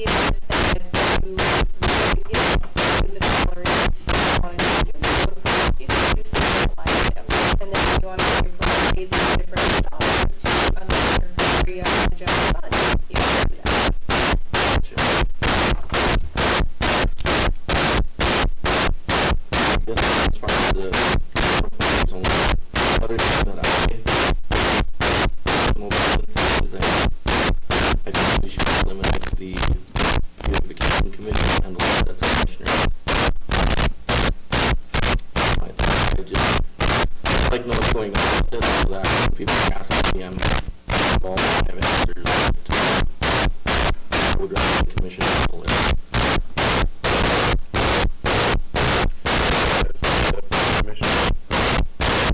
Isn't that committee was started was the committee prior to not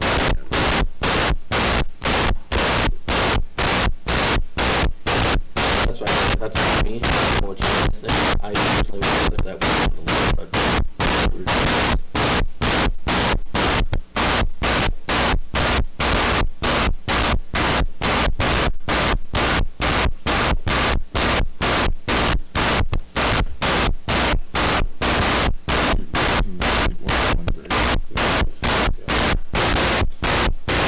so I thought that we could just add on the one that we have to be occasion issue.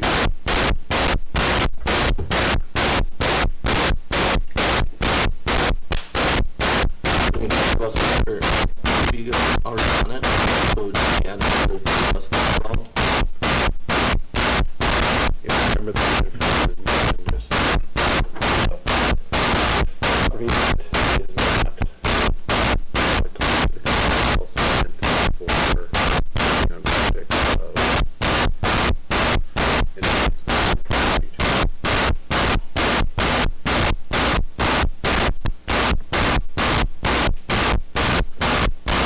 You all want to do that, but I don't kind of trust me, a lot to be done with good condition. You guys want to spend the time on it. You're gonna spend time, it's not a long game. Just work.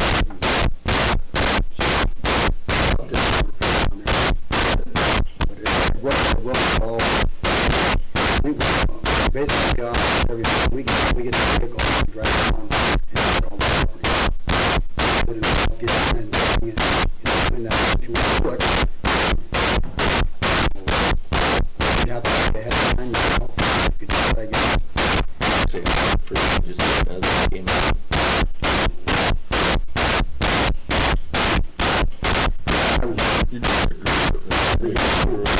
We can talk about that time and decide is these to the requirements. Like, you know, The goal of the project is when you do the program, we went out and looked at and it's been things that are wanting to do.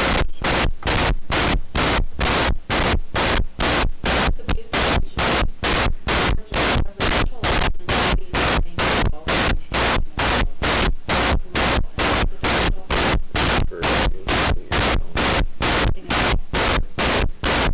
we don't have a budget to just not enough money involved. It's more proactive. What do we do for this? What can we do or what can we recommend positive money? So maybe do those things. Try to get some people and see if we can do this. If you guys deal with all that, that's definitely you can it's a big butt. So why it's pretty big because a lot of people want it. That's everybody to step up and everything. As far as the city. Responsibility. Here's what I think, I just really sometimes people come to me and talk about complaints and I give them an opportunity to deal with it yourself my own for it's what I do. I would be involved with that. That's what I would. in the past, there's numbers that go up. And everybody, but maybe that hasn't been happening. We need to act on that. There hasn't been any.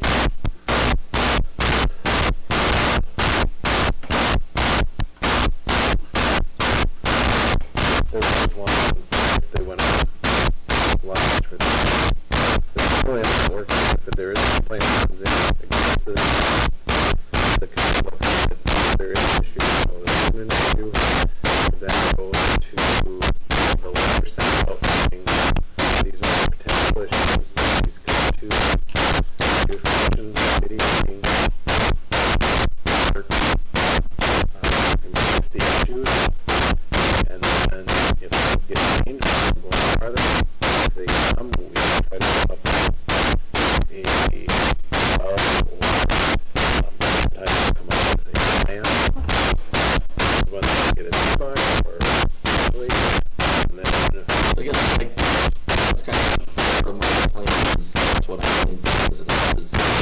fact that the city don't look under an application or don't call and say, hey, you gotta come in, you guys have to promote it this week. Do you have a plan of here, oh, that went, there was no workers, I was on vacation, I'm sorry, I just got back. They become more friendly rather than like, you know. Throw myself into that with someone who talked about art and education myself on the garage and getting told that day. It wasn't that it wasn't no fault or it just wasn't getting that day. Honestly, and for me, I appreciate long hours that day. Also, long day, but just to say, we're honest, we just have a home and it's getting fixed. I guess for me, I would just like to the office and really talking and if there's nothing that gets back to the commission and that's it. We're my hands.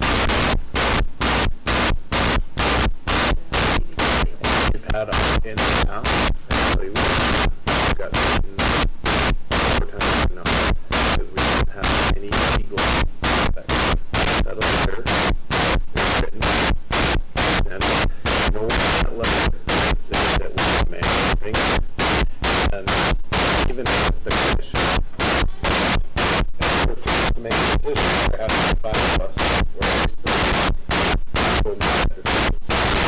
If there was something we won't agree on, instead of kind of making our decision. The thing is, this committee is already looking at this stuff and this is going to be, we have knowledge of it as a city council.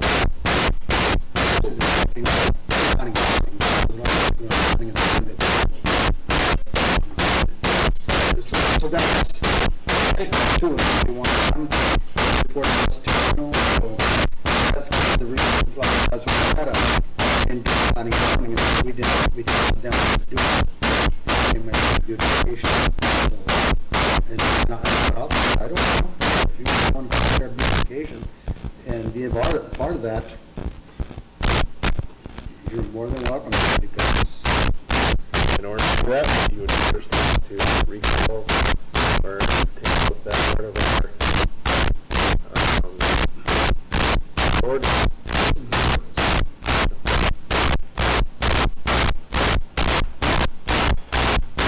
it'd be my vote. Could be. Be like that.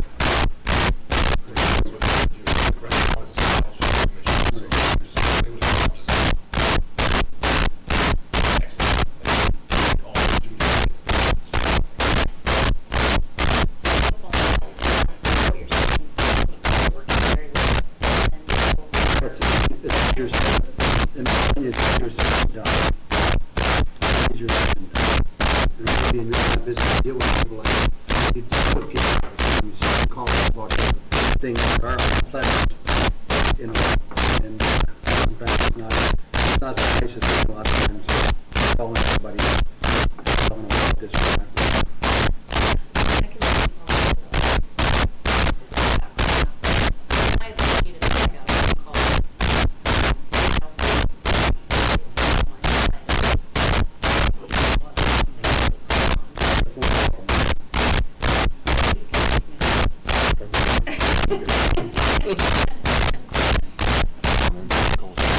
But I mean, I appreciated it, but I can still make you feel about it because it would be considered. I know I've texted one employee that would be willing to help with that. And contact stuff like that. So, it's my side. Not necessarily like to see something a little differently, I just, I have more knowledge of what's going on because this and that was a ton of questions.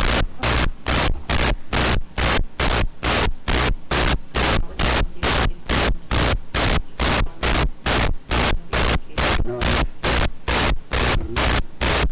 that's why don't do enough. Period. Don't do it. And, you know,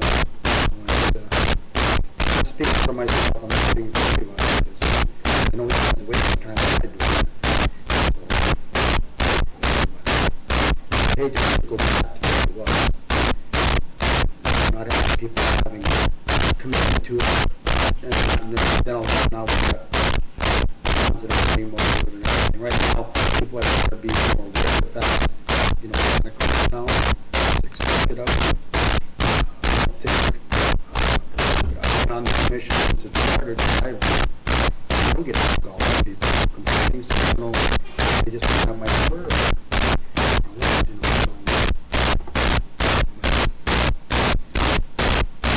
Possibly doing phone calls. Because the letter's been sent out, we know this, we can let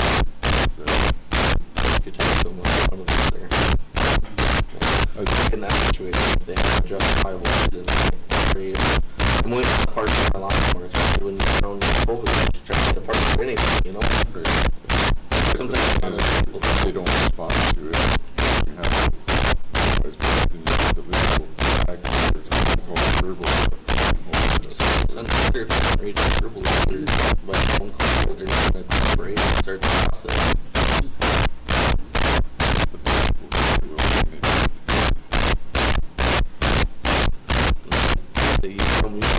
You make an agreement on what type of work you're going to give them, and if you don't have it done, then you just start. I deal with it all the time. You give people leeway, and if they don't stand up, well, then they follow through.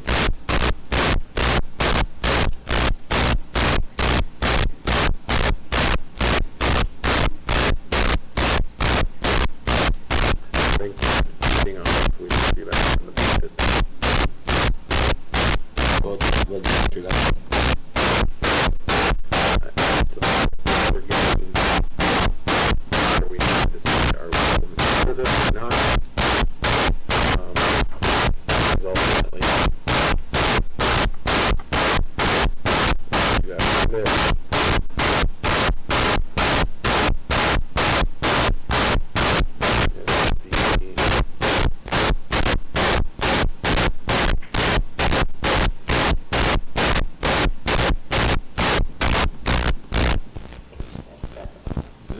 Seven. Six.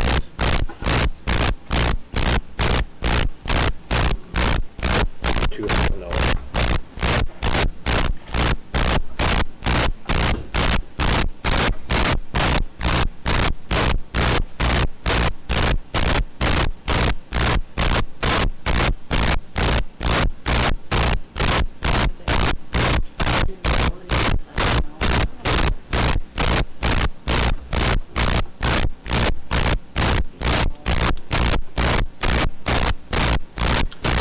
I'd rather see it on, if you want, you can basically have somebody,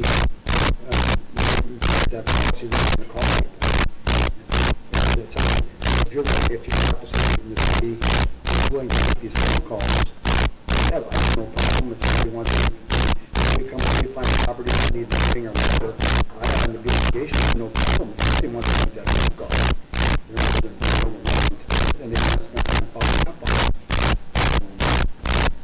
I don't have a problem with that. And then going back to, you know, making sure that the email of every commissioner that's going on. That's what they want.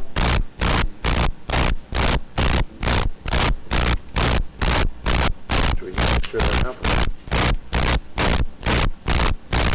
Well, let me ask you this, you they're honest. What about if we have like a policy that we do that, but also before application would make recommendations and it would go to the city council before we take any action, put anything out and be looked at.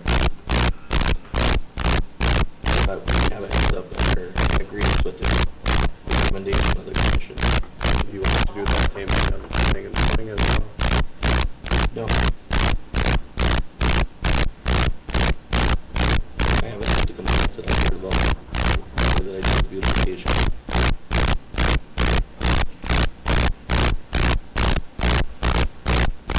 We're not a problem. We're picking up property, we need to be clean, so no problem with that at all.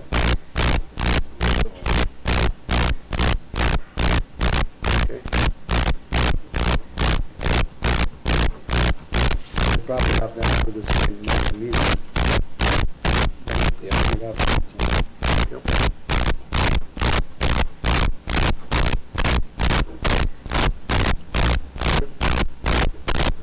Is that a good one for everybody? You're gonna talk to the person you're gonna call, or how do you do that? I'll talk to them again, yeah, but they said they'd be willing to be ordered letters or notices. So it's okay for that person if they notice, but it's okay for beautification in the beginning? I'm just throwing options out. I'm not saying it has to be done that way. But, just saying, in some cases you're asking, I never said any of that. I said it's an option. I'm saying the city employee is willing to help us with beautification issues if we so asked, or one of them involved. That's all I'm saying. I don't know what you're getting upset about, Levi. I'm not upset, I'm just trying to get clarification. You said it one way and then you said it another way. I'm trying to spit words out, Levi.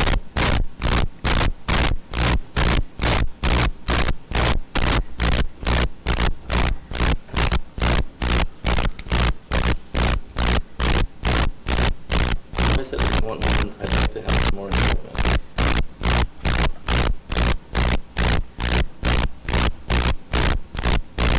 Okay.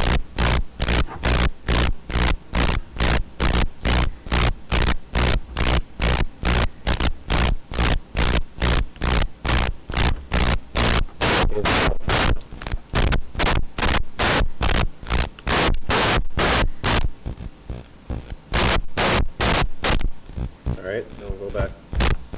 Any other changes in the budget?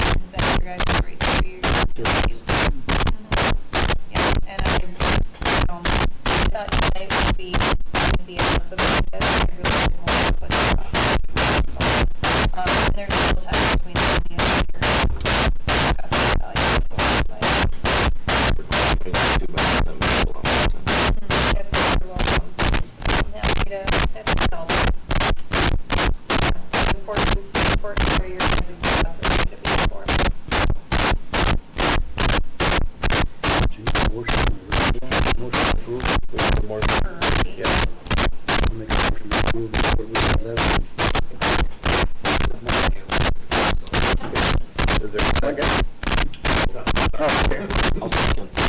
But also, is there any other discussion? Yes. John? Yes. Jason? Yes. Motion carries. You guys. Next item, the handbook, does anybody have anything to bring forward on that as far as recommended changes? Or changes for the seat? So I have maybe just a couple questions as I was going through some of the pages and stuff, and I think this page, from the very top, we talked about, you know, everyone, the issues and the hygiene and pay and stuff. This was maybe looking for some clarification or maybe some thought into these sections, because it says the city office and public works director shall be considered exempt employees under your city salary shall be set. Kind of neat a little bit. So, you know, kind of got two shared board director positions that are forward. So, I don't know how far that will go. Look myself up in a salary position or hourly, or you know, what to do there. And you know, the salary ranges, it was mentioned kind of that salary study and pay rate study would, you know, have the money into it. And then we have probationary increases. So I think I was reading was 2% after probation, which, you know, I did some calculations and I was not super involved in 2% because 2%. So I guess my question is, I don't want to break the whole entire section and put into it and what I thought was possible. And something could have written that in this review and the other one.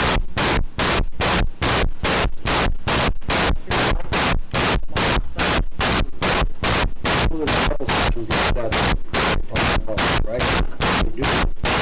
And when you see it, if you got a thought or something, I would have to see it. I would have been input on it. I guess some, Yeah, I mean, it would matter since I haven't been out and read it and reviewed it, because I definitely want everybody's input. I don't want to be there until I decide which one. I think that would be good to have draft. You want to look at it, you can look at it. Makes it easier to speak instead of put out here. something like that. Yeah, kind of, maybe you could answer my topic, but there's kind of a graph of like full chart, the new supervisors that I broke up. It's kind of separates and explains a little different how people are treated right now. Obviously, you got like the water people, for example, would answer to Zach, and Zach answered to the auditor and the publisher, the portfolio holder, just stuff like that, if possible. It breaks down how the flow chart changed now that we have those other positions and being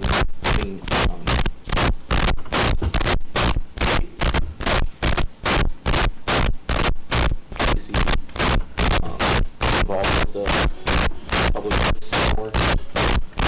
So it's just a really rough sketch, just kind of right envision. But that kind of makes sense, yeah. Basically, it's something we worked on, but then when we get this supervisor, either go to the commissioner or the auditor, the boss, and then ultimately the first house has to be handled by the entire commission.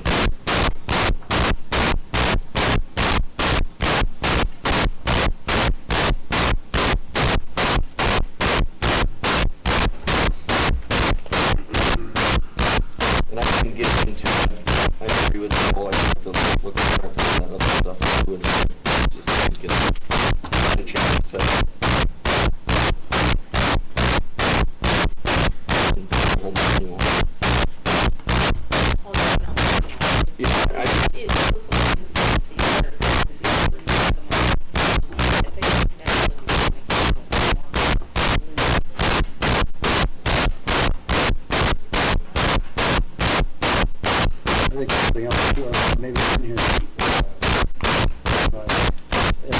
really kind of describe how we're doing. I think one time we talked about that. Here, just missed it. And so all the hiring process was looking.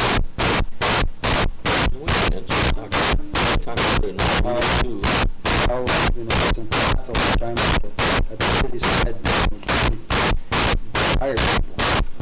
He didn't have a, he was hired, but he would make recommendations and then bring it back to you. It seems like we're not been kind of good back a little bit as far as the job interviewing people and, you know, sometimes it's the, you know, stop and do some stuff.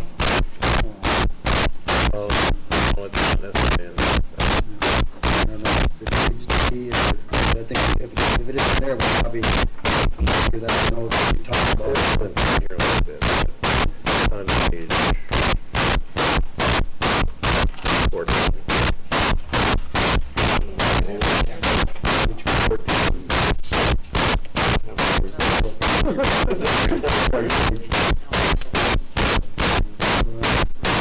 Yeah, I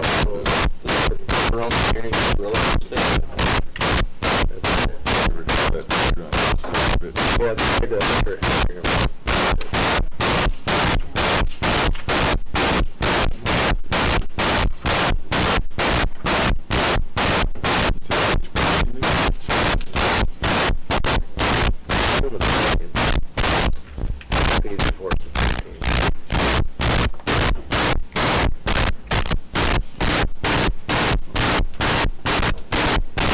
This is the previous. This is when you sent out. And that's something that In the draft. I don't agree with. I never saw it. I've seen it before, but I didn't see it this. That's just about it. Really, I would have something.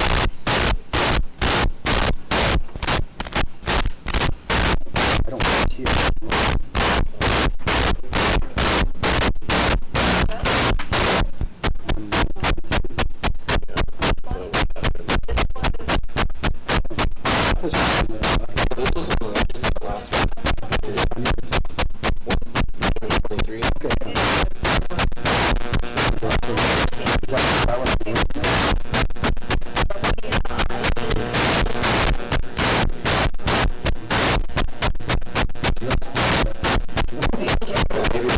In there, But if that's a new one,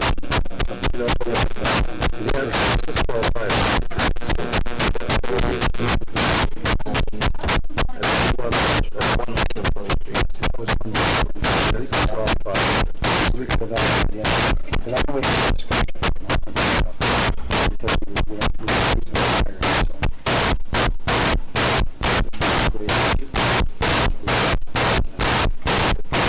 That's a page that makes me that's what it is.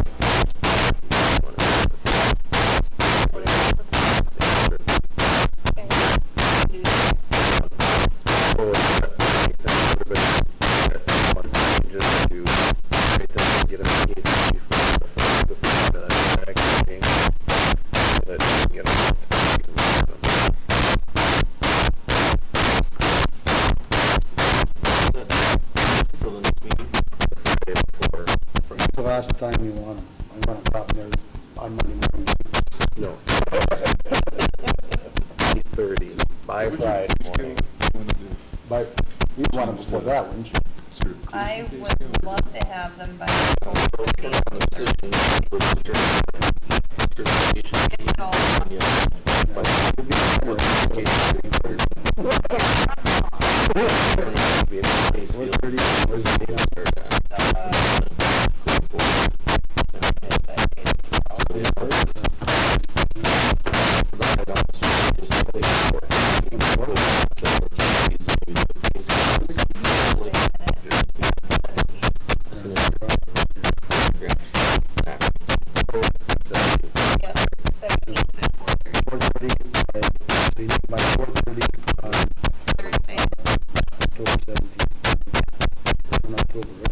Yeah, preferably, because then if you forget, you can just get them in Friday morning. You're not wrong. Well, I guess you wouldn't make the changes, maybe they'd just be recommendations. Yeah, just It'd be kind of, more, it'd be more so that we can see the changes before the meeting. yeah. You'll just make copies of, Correct. you'll just send out copies of what people are recommending for us to preview. Yep. Should make sense? Okay, the next item then is leadership training for Jay. Yeah, he is requesting to attend the Missouri River Energy Services Supervisor Leadership Training course. That's the first one that I'm going to. He attended in my place like a day and a half conference down in Falls. He really enjoyed getting down there in the leadership, and Dave suggested that this other course would be really good for him too as a new supervisor. So. Okay. Was that one on Three Falls again, too? It is, yep, it's on, it's always the week after, the week before this lead course that my staff is doing, so. Is it 3,000 again? That one's a little cheaper, I think that one is 3,000. The lead course is 3,600. Okay. They pay for that too? They will, you have to complete all 4 sessions in order for them to pay 50% of the. Do I have a motion to approve? I'll make a motion to approve that training for Jay. Is there a second? I'll second. Moved by Paul, second by Jason. Is there any other discussion? John? Yep. Jason? Yes. Paul? Yes. Yes. Motion carries. MUA safety training. Paul has some Me. I had requested to have you guys consider the city of Hillsboro signing up for the MMUA Safety Management Program. It was highly recommended to him from his main journeyman, I can't remember his name. Roger, there you go. Yep, highly recommended from Roger. If you go through the slideshow, it shows all of the benefits of being in the program. If you make and then there's $75 market, and you have to count a little bit. That goes through quite a bit of the different safety concerns when it comes to the electrical department. And from what I understand, they're willing to train every year. Okay? You should have. That's what I had kind of understood.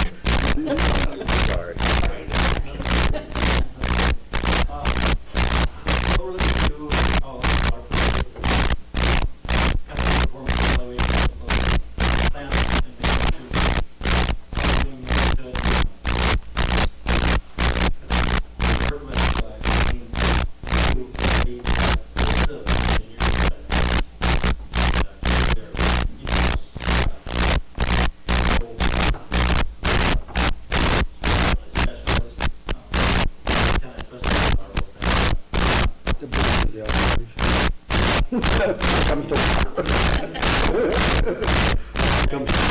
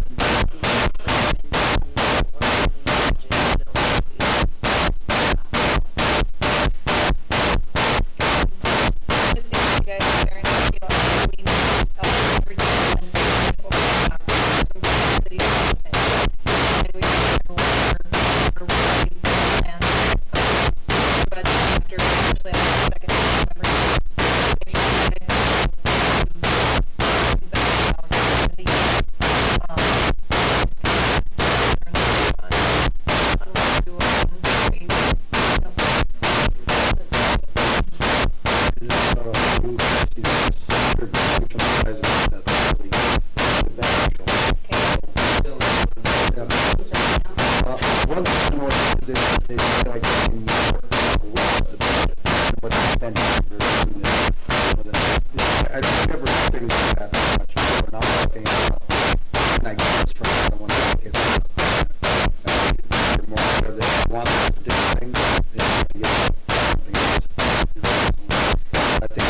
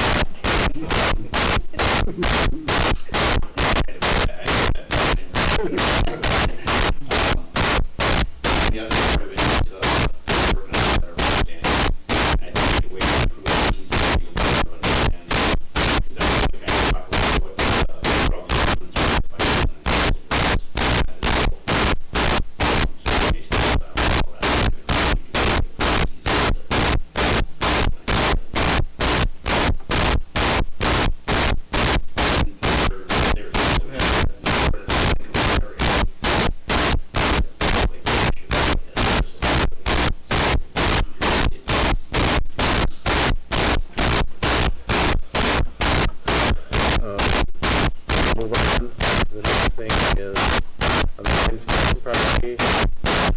So, we he has said he's going to ask Senator, but that's not necessarily the case.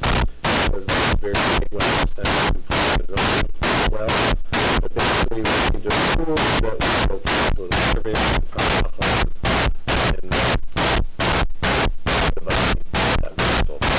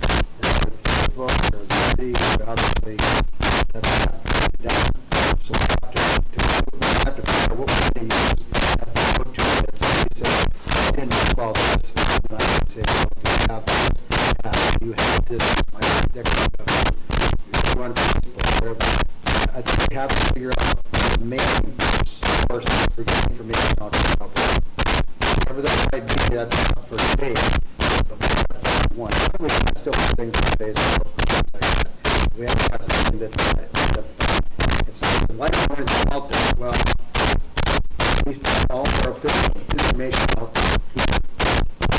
That's, if you can get that, if you're getting that, you're not going to get all that official information. Configuring your logging and communication.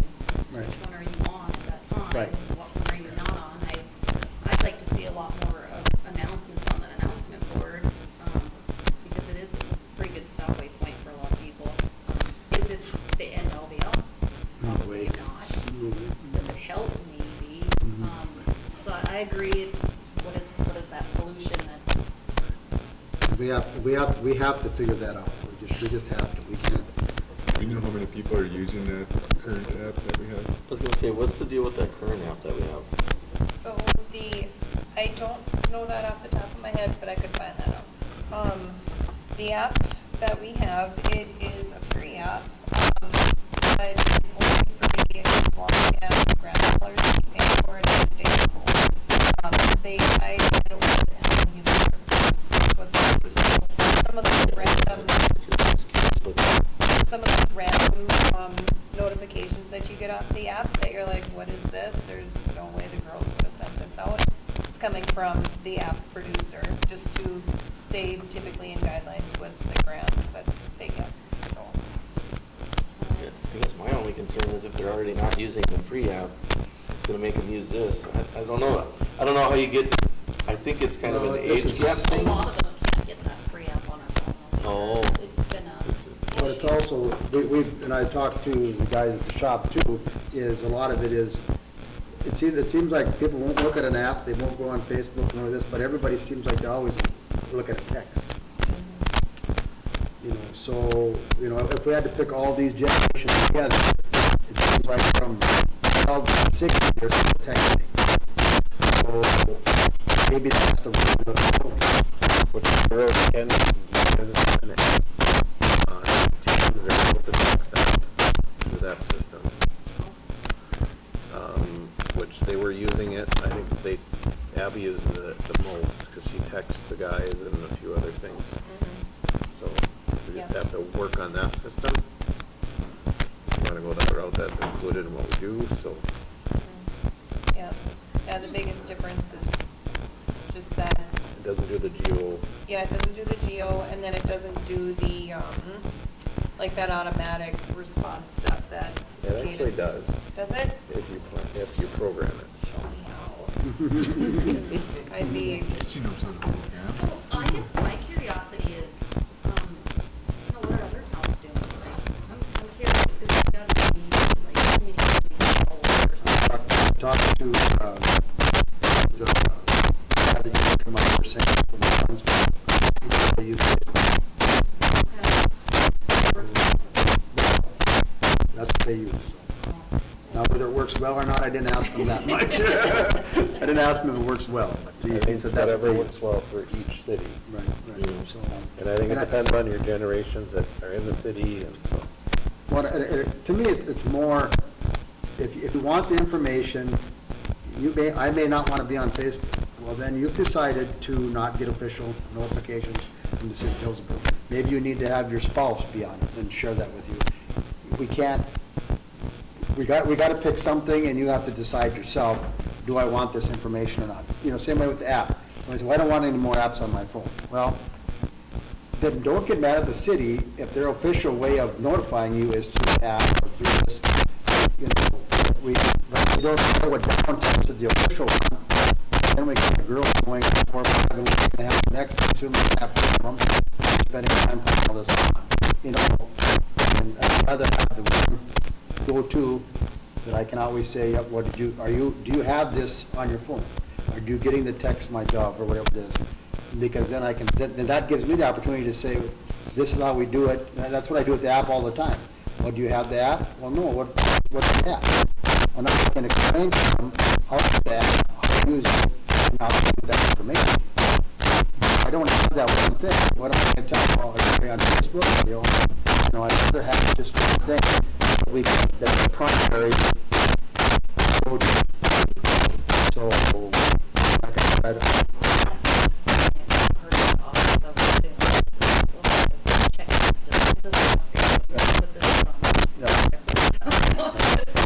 Well, do that. You know, it's something. If they're busy, they can talk to one and it's done. Don't have to worry about it on their phone.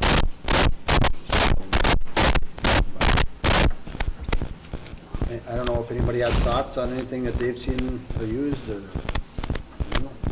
Having that one that everybody knows to go to, like even for myself, it's every once in a while it shows up on the app, every once in a while it shows up on Facebook. I follow all, everything, Facebook and then something else too there. We'll do Instagram on occasion, and then just kind of the buttons. Yeah, it's the app of right now.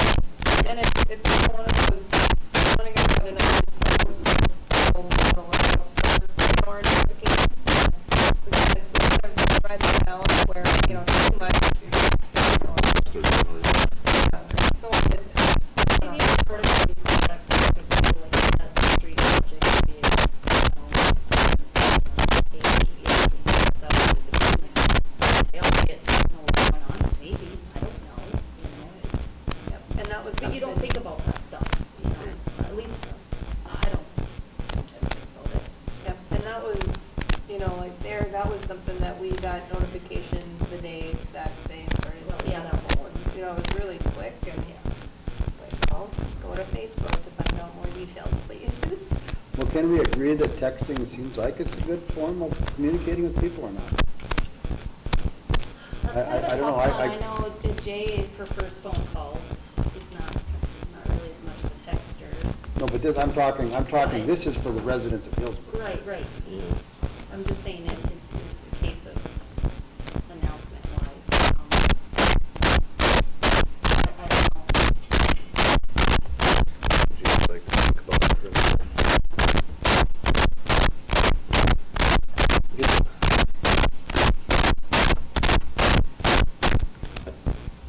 I don't know, I feel like we have so many ways already that we get it out there, and how much more can you help them, and how much more money can you spend, is it gonna be worth it, and. But I think we'd get rid of some, we'd have no. Yeah. we did Are we this- gonna get rid of, Yeah. are we gonna get rid of anything that's costing us money, so that it's gonna be a wash? Mhm. Yeah. We're not really paying any, right now we've been using this free stuff, right? So, So, yeah, that's my thing, you know, we just approved however many thousands to switch over to Tyler Tech. Now if we're approving money for this, we just never, I feel like, we never sit down and figure out our money and get it under control. What's that? Oh, Tyler Tech. You can send it in their utility bills.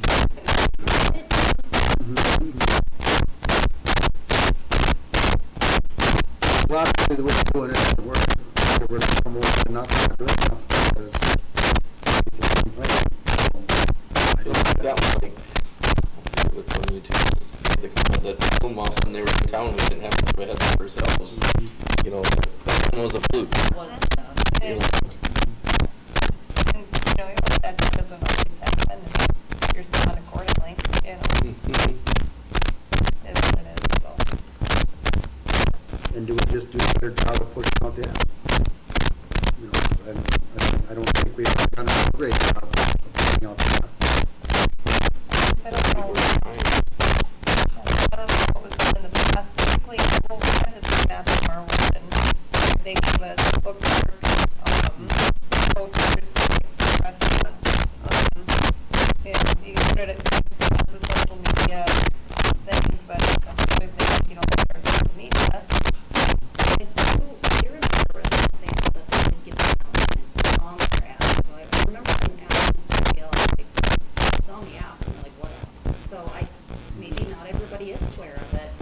I don't think they I are. don't think so. I don't think they Because are. that night we did mosquito spraying here like a month ago, somebody was asking, well, what was happening?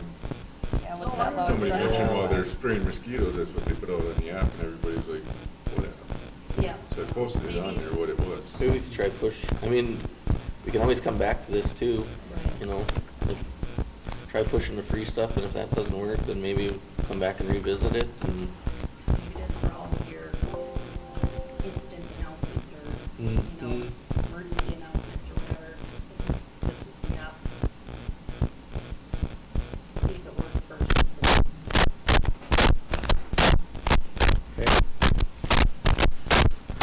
Anything else for the good of the order?